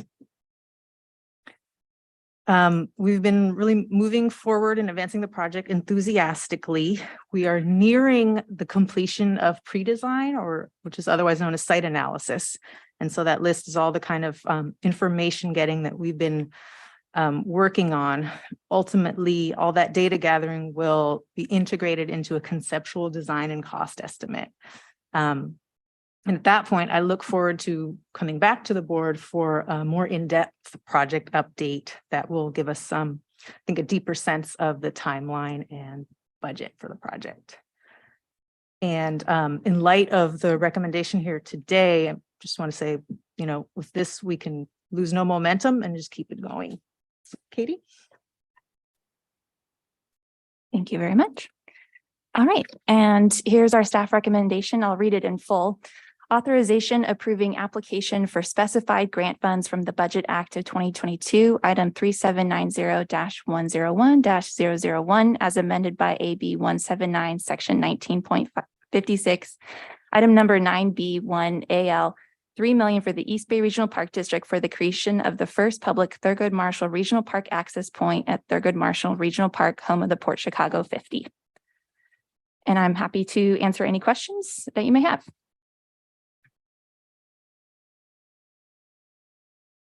Thank you, Katie. Members of the board. This is fairly straightforward. Director Rosario. Yeah, really excited about this, and thank you for all the work. How are what are the plans to utilize the magazines, the ones that? At this time, for the south of Bailey Road portion, we're studying converting a couple of select magazines to basically fully universally accessible so that there can be some exhibitry in them. They're actually designed differently than those that are adjacent to the future visitor center. Those ones allow themselves to be more accessible and programmed a little more heavily. More of the creative reuse will be happening north at the visitor center. So here we'll have some accessibility and some access and some exhibits on the sort of loading dock portion. That's what we're studying right now. Any other directors?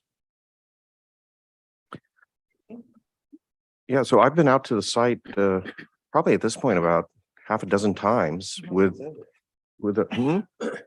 Set up camp there. Well, I've just taken every opportunity. The walk and talks by Congressman DeSaulnier, Assemblymember Grayson. We've had 2 or 3 land bank tours by our naturalist staff. And it's incredibly popular, that park. People are just very excited by it and want to move in as soon as they can. So this is very timely, and appreciate all your efforts in gathering these funds and making sure they're put to use as soon as we can. Is there public comment or any request for public comment on item 3A? Any hands raised? Looking around the Zoom room, I don't see any. Nope. Okay, well, in the absence of Director Lane, since this park borders Ward 7, and probably there's going to be 100 acres or so eventually of the city of Pittsburgh in this park, land at least, I will make the motion to approve the resolution on page 135 authorizing the application for specified grant funds for Thurgood Marshall Regional Park. Is there a second? Director Wieskamp, I saw first. And with that, Madam Clerk, please call the roll. Yes, President Coffee. Director Rosario. Aye. Director Eccles. Aye. Director Corbett. Aye. Director Wieskamp. Director Waspy. Aye. And President Coffee. Aye. That's been approved. Wonderful. Thank you. We'll move to item 4A, board and staff reports, presentation. No, I'm sorry. We already did Dr. Alvarez. Appointment of board nominating committee, board officers for 2023. So there really isn't much choice here because there are only 3 of us who will definitely not be officers next year. So other than the 3 of us who will definitely not be officers next year, all the remaining board members will be. So that means the ad hoc nominating committee needs to consist of myself, Director Wieskamp, and Director Lane. I'm So sure we can find a time. We will have to set up a Zoom meeting, and it might be lengthy and complicated. Who knows? Oh, sure. No, it'll be very quick. So with that, I don't need board approval for that committee. It's ad hoc. Okay, thank you. I was looking at council. General manager's comments. 5A, acting business services manager, Ruby Tumber. Ruby, this will be on an update of the Park District's residence program.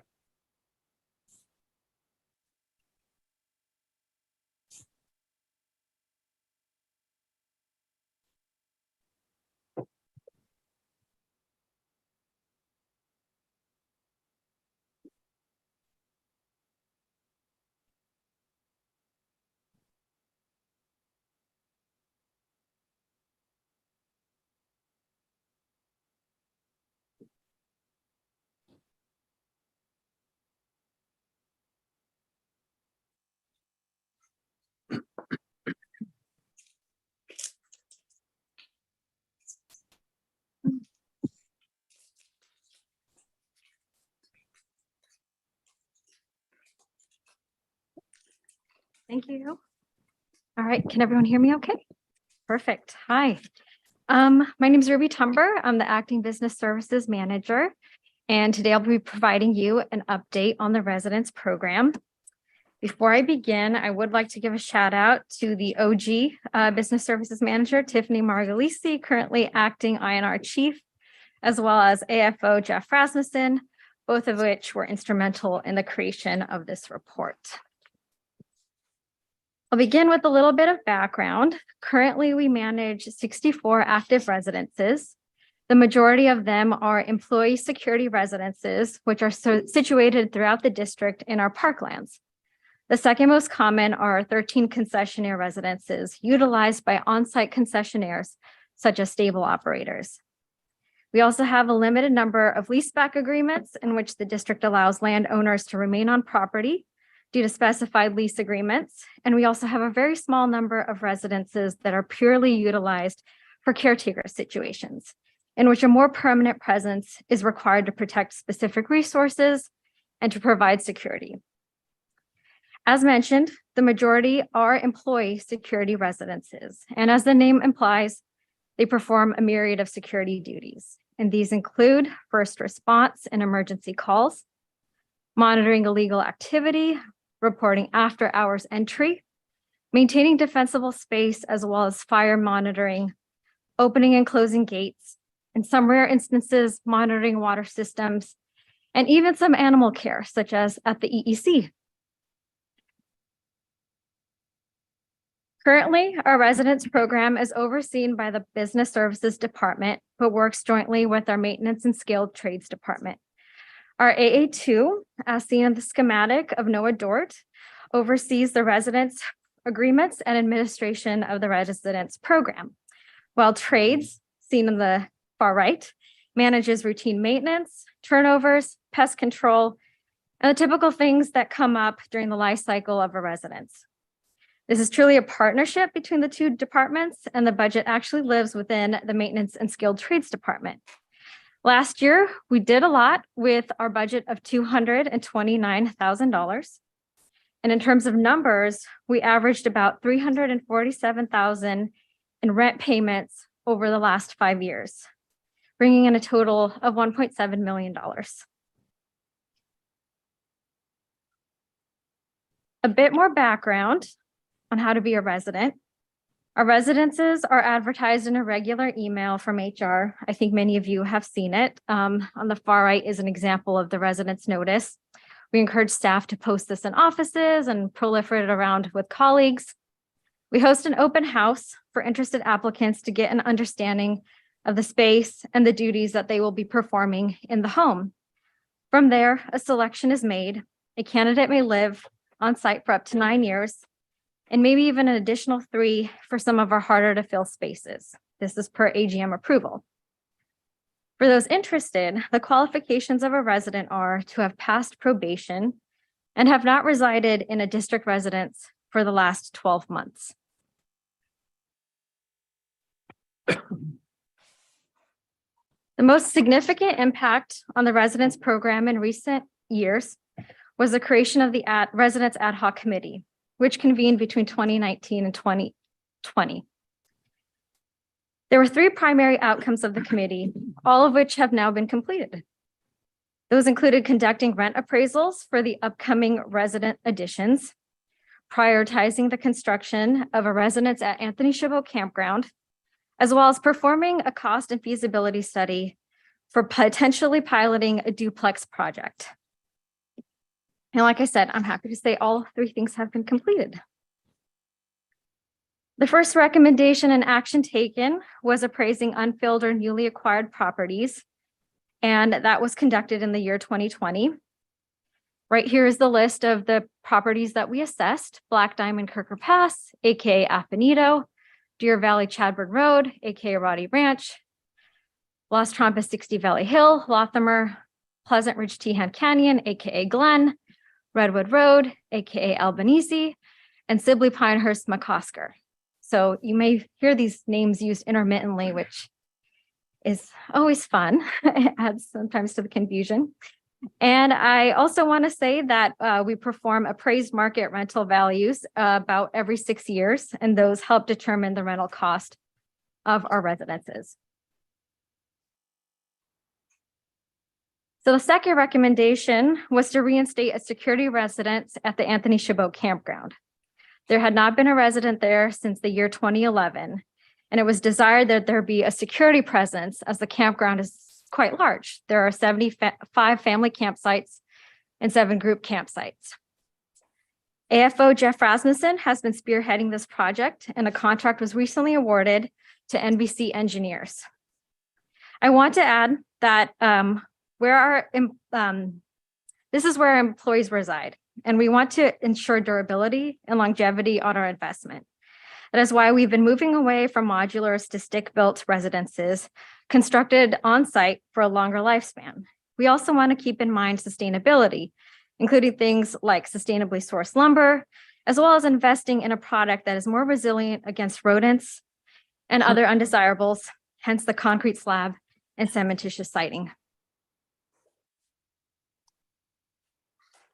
And the third part of the third recommendation was to do a duplex evaluation, in which we did a feasibility study for possible duplex conversions, and we looked at 3 primary residences. You know, from what I understand, there was a time when finding residences was a bit challenging in the district.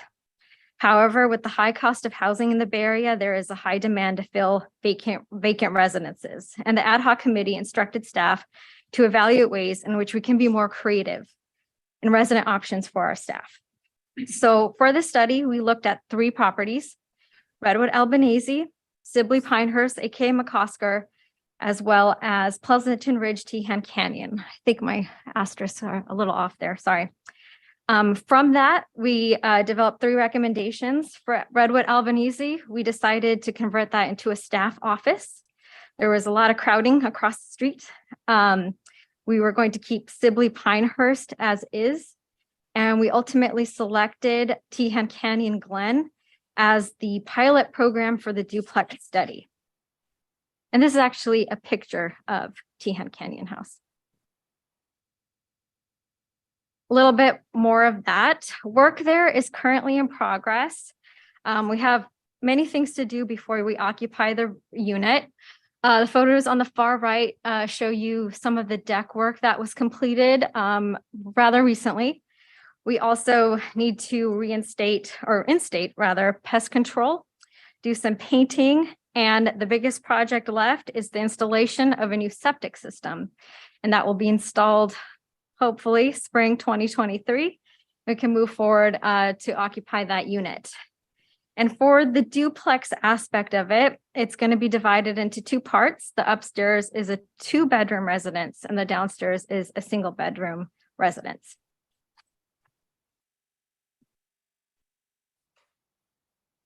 So another outcome of that study was the conversion of the Redwood Albanese house into a staff office. And staff actually have been slowly moving into this staff office after the lease back person vacated, I think, over the summertime. And I really wish I could have gotten you photos today, but we are actively replacing the floors downstairs right now. Not the ones in these photos, these are gorgeous, but the ones I was gonna say they look awfully nice. Yeah, the ones downstairs are currently being worked on, and staff are slowly moving in, and they'll be occupied jointly with Park Ops staff as well as INR staff. And before I end, I just want to make you aware of some upcoming replacements and renovations. The Crown Beach residence will have a roof replacement conducted by the end of this year. And if the budget request goes through, Tilden Courtyard will have its residence replaced next year. Sibley McCosker will have a roof replacement in 2023. Lydia Lane at Lost Trampus will receive a new septic system in 2023. The Black Diamond Mine Arata home is currently in permitting, hopefully 2023, maybe 2024. And the bottom right is a schematic of the residence at Black Diamond Mine Arata. With that said, I will answer any questions. Thank you, Ruby. Very interesting. So are there questions or comments from members of the board? This is an information item. So Director Wieskamp. I'm sure Dee and I are glad to see that the meetings we had to discuss this are coming to fruition in a variety of ways. And so I'm very pleased that's happened, and it's worth doing. It's very hard to find accommodations in this area, as we all know. So if you can help staff and help us, why not? Good job. Thank you. Director Waspy. Well, I just thank you for the presentation, and I just was a number of the things you listed as qualities we want. I would hope aesthetics would be one of them also, because I know in a lot of cases, the first thing you see when you drive into a park is the park residents, and if, I would hope we would try to make them as nice as possible. Absolutely. We have a high degree of craftsmanship performed by our trade staff as well. They do a great job. Any other questions? No. Seeing none? Thank you, Ruby. Thank you. Any public comment on this item? No, President Coffee. Don't see any? No. All right, thank you. Thank you for your time. We'll then move to announcements from closed session. Any announcements, Council? No, President Coffee, thank you. All right. Board committee reports. We have two ledge committee minutes. Director Eccles, any augmentation of those minutes needed? No, I don't think we need to have any augmentation. If anyone has questions, happy to address them, but otherwise. All right. Explanatory. So that brings us to board comments. And so let me go along the Zoom room and see how people land for the list. The first will be Director Rosario.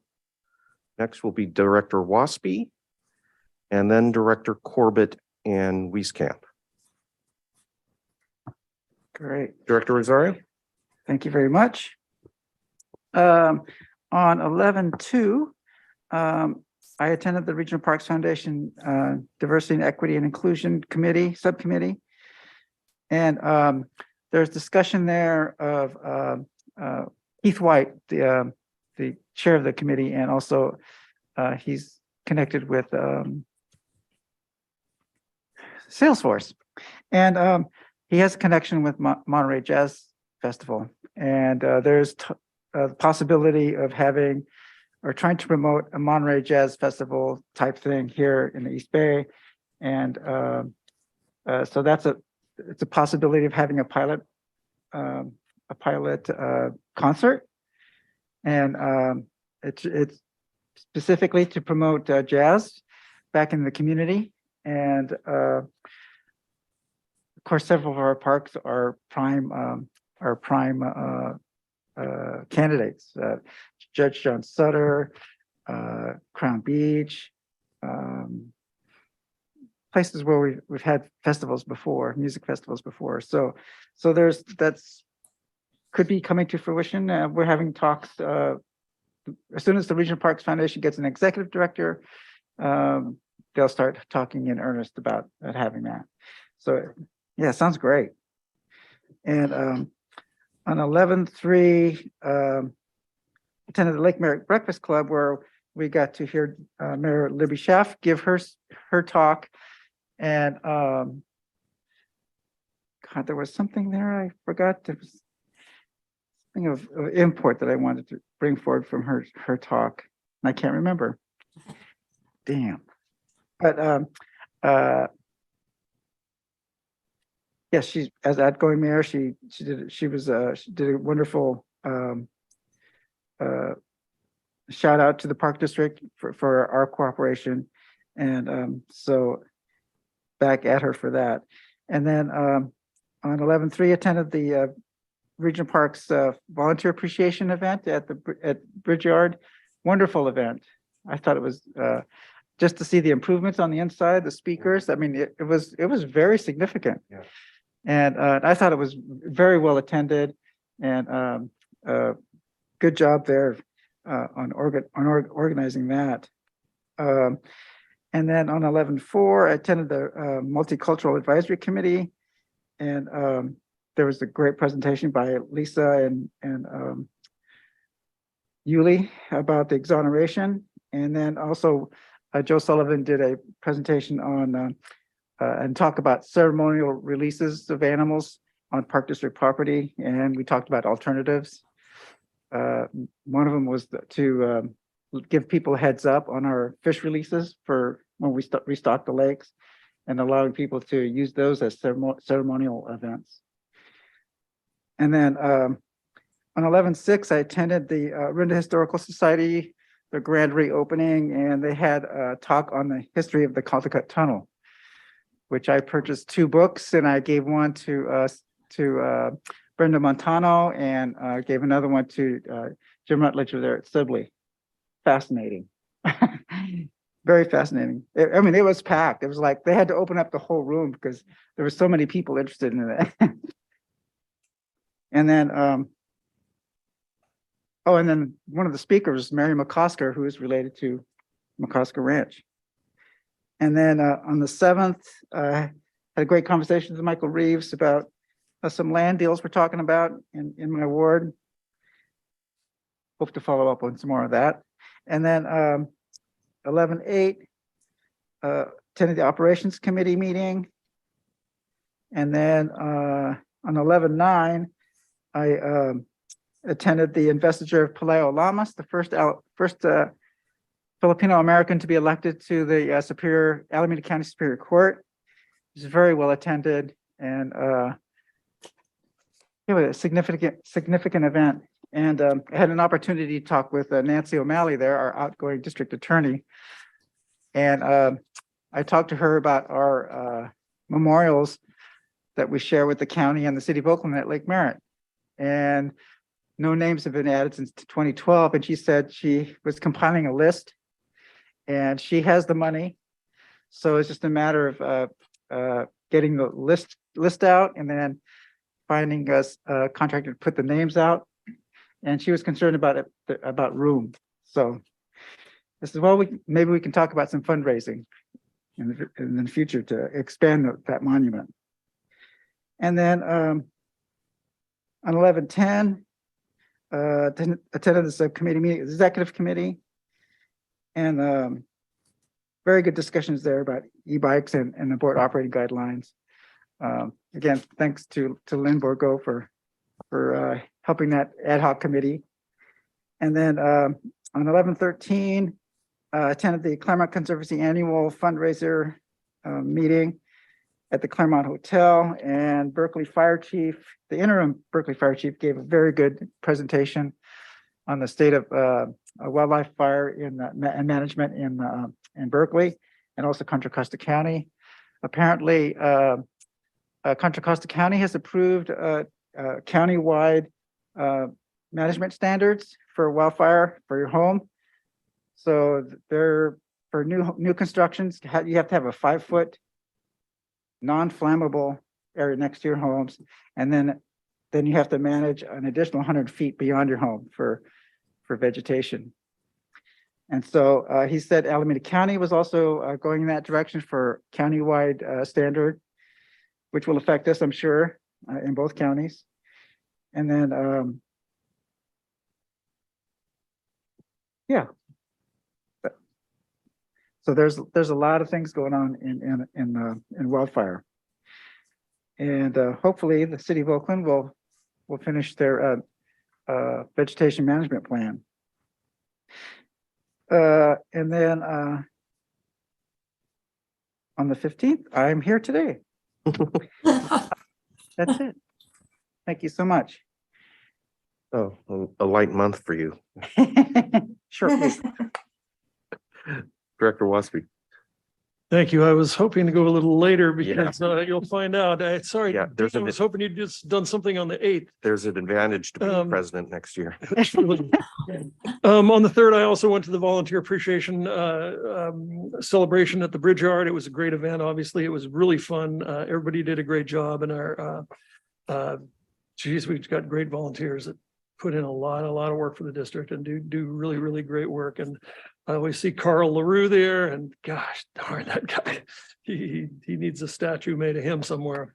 And on the, what did I do on the 8th, you guys? I wrote these notes fast, so I either went to a refried luncheon or a finance something. I was somewhere on the 8th, and if somebody else. I think it was the finance committee the same day. Was that the finance committee? On the 8th was ops. That was operations. Well, it's a contest. If anybody can figure out what I did on the 8th, let me know. On the 9th, I went to the Alameda County Special District Association. But I thought it was the same day.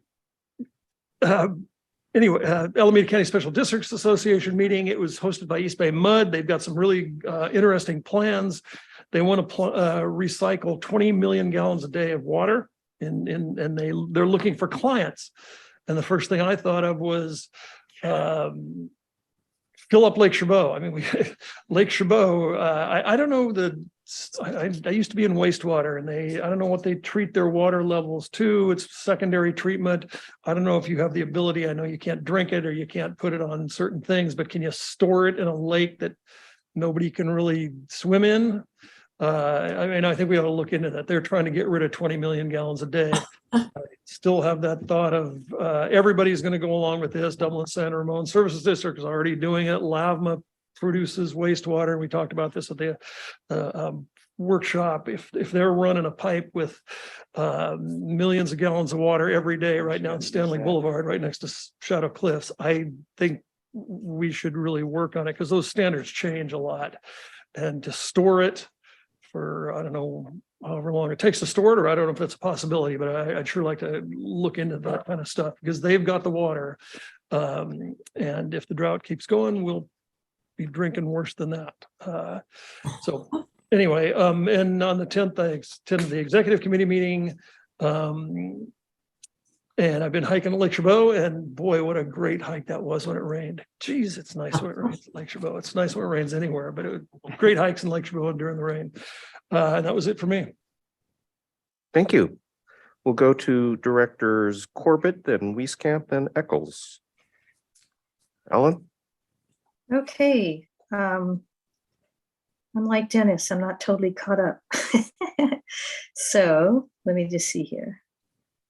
I also attended the volunteer event at the Bridge Yard to thank all of our wonderful volunteers for the work they do. And what a beautiful place to have an event. And so much work has been done to improve that facility. We could hear each other. We weren't freezing. And it's really going well. So it was so nice to see so many people there. And let's see. On the 4th of November, I had an opportunity to meet with Devin. We're planning, you all have received something. We're planning the opportunity for the public to come take a look at the new office building and potential planning in that area. And there's an event Thursday, tomorrow night, and also next Saturday during the day to invite the public to come and take a look at the facility and let them know what we're up to and get their thoughts as well. And on the 5th, I had the opportunity to meet with some of our volunteers who take part in the Celebrate Martin Luther King event that we have every year. Every month, they have a meeting to plan ahead. And so we were working on that on the 5th, talking about what we're going to be doing to get that event going. And then on the 8th of November, I attended, of course, and chaired the Operations Committee meeting. And that went really well. And that, of course, was Election Day. So Election Day was a very interesting day. Some things make you smile and some things don't. But in any event, it was nice to see a lot of people did vote. And I'm sure there's a few other items I have to talk about, but that's all I have to share with you for right now. So thank you all very much. Thank you, Ellen. Anne? Okay. Definitely on the 8th, operations had a meeting and I was there. And on the 9th, we had a special gathering on City of Livermore property that is adjacent to Doolin Canyon. And it seems like a perfect staging area. We had the vice mayor from Livermore and staff from Livermore, and the mayor and staff from Pleasanton. There's a lot of interest in this park and its future opening. We couldn't go into the actual canyon because we'd had that marvelous rain, but none of us objected to that. But it's a good time to want to buy land because the landfill money, there's a lot of it, and they like to spend it on parks. So I have high hopes that it's going to happen. Everybody seems to think very positively about it. So thanks, staff, for getting us out there, a table and lunch right after a rain. And my shoes may never be the same, but that's okay. My feet didn't get wet anyway. And I just got through on the 10th attending my last LAFCO meeting. And I don't think most people even know what LAFCO is, but it's amazing the things over the years I've been on there that we've looked at and helped make changes and help stop certain changes. I noticed that two of the items that were on this ballot, Measure D and providing sewer service to the wineries, both passed. And we had supported those and we'd done careful evaluation on it. So it's been a pleasure to serve on there. And I'd like to say it was fun to see Nancy Skinner again, still alive and well and working for the Park District in her position. That's it. Thank you, Ann. Director Eccles is going to defer her report to our next meeting, so I'll proceed. I too attended the volunteer appreciation event at the Bridge Yard, and I had the honor of representing the board and thanking all our wonderful volunteers for their service and contribution to the popularity of this park district. On the 5th, I mentioned earlier during the meeting, I took a public tour at Thurgood Marshall, which was very well attended, and it was led by naturalist Kevin Dixon from Black Diamond Mines, and his focus was on the Native American history of the parkland. On the 7th, I attended an event in Suisun Valley for Congressman John Garamendi, and Congressman Garamendi, effective next year, is going to be representing a significant portion of the Park District in Contra Costa County. He will represent all of West Contra Costa and most of North Contra Costa. And Congressman DeSaulniers, basically his district's been moved due east. And what was great was getting to talk a little to the congressman about our pursuit of federal funding, and he is enthusiastic about helping pursue for us active transportation funding and wildfire mitigation funding. On the 8th, I attended by YouTube the Operations Committee. On the 9th, I attended the I think it's mostly quarterly, the Contra Costa Watershed Forum, and their topic was devoted to Thurgood Marshall Regional Park, home of the Port Chicago 50. And our planners and landscape architect presented a detailed report on the park, its status, and its land use plan. On the 10th, I attended the executive committee, a lengthy meeting. I think we were here all day. And among many important issues, we launched a process by which the district can establish an e-bike policy. And thank you for that presentation, Jim, and all the work that went into it. On the 11th, I was given a tour of the DWR Dutch Slough project in Oakley. This is a 1,200 acre marsh restoration project that the state of California has pursued for nearly 20 years, and it's come to completion. And one of their partners in that project, a nonprofit called River Partners, has been tasked with finishing up the implementation of the restoring of native plants and community engagement. So they're beginning their community engagement program, and they are actively seeking the Park District's participation in launching that area as a new 1,200-acre park. And I very much appreciated the tour they gave me. It is magnificent. It's, you know, I was just constantly looking around as we drove and hiked around this and muttering, oh, wow. You know, it's just the habitat they've created, every manner of water bird and raptors. We saw an otter, we saw a harbor seal. I even, for the first time in my life, I saw a mink walk across the road. Wow. My gosh. It's like a black squirrel, you know, it was just incredible. And it's a stone's throw from Big Break. I walked the length of what will be the extension of the Marsh Creek Trail, Marsh Creek Regional Trail, from where it currently dead ends at Big Break Trail, all the way down to Dutch Slough. And from that extension, you can look across Big Break and see the visitor center.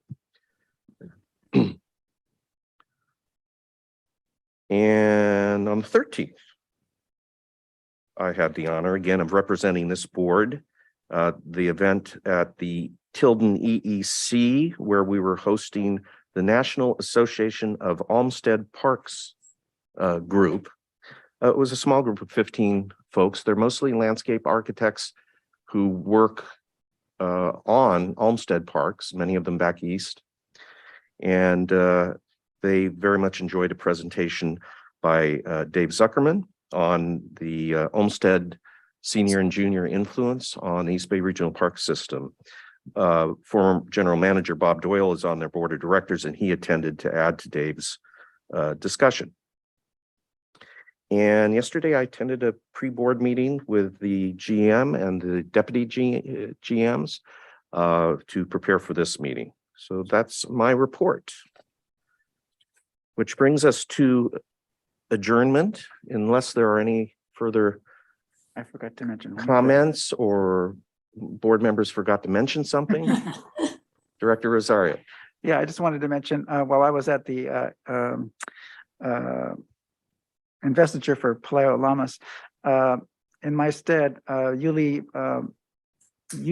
presented at the Alameda County Mayor's Conference and gave a short talk, 3 minutes at public comments about our engagement with the exoneration for the Port Chicago 50, and it was very well received. So I just wanted to thank Yuli for taking the time to get out there, and because it was live in Fremont, or no, it was in Hayward at the Hayward Library, which if you haven't been there, it's fabulous. But I just wanted to thank Yuli, and I just wanted to know if we could possibly have Government Affairs send a thank you or a sympathy card, get well card to Paul Pelosi on behalf of the board. That'd be something we could do. Great. Good idea. You know, you mentioned Yuli. That reminded me. I attended the Contra Costa Bar Association's special task force on exoneration, in which every one of those sessions, Yuli and Yolanda participate and are lead contributors to the work of that group, and I much appreciate it. So with that, we stand adjourned. Thank you. Have a great rest of day. Thank you, Yolanda and your team, for putting together a great meeting. You're welcome. Thank you. It went so smoothly. Wow. Good job. Yes, we're Stop getting the this recording. this technology down, aren't we?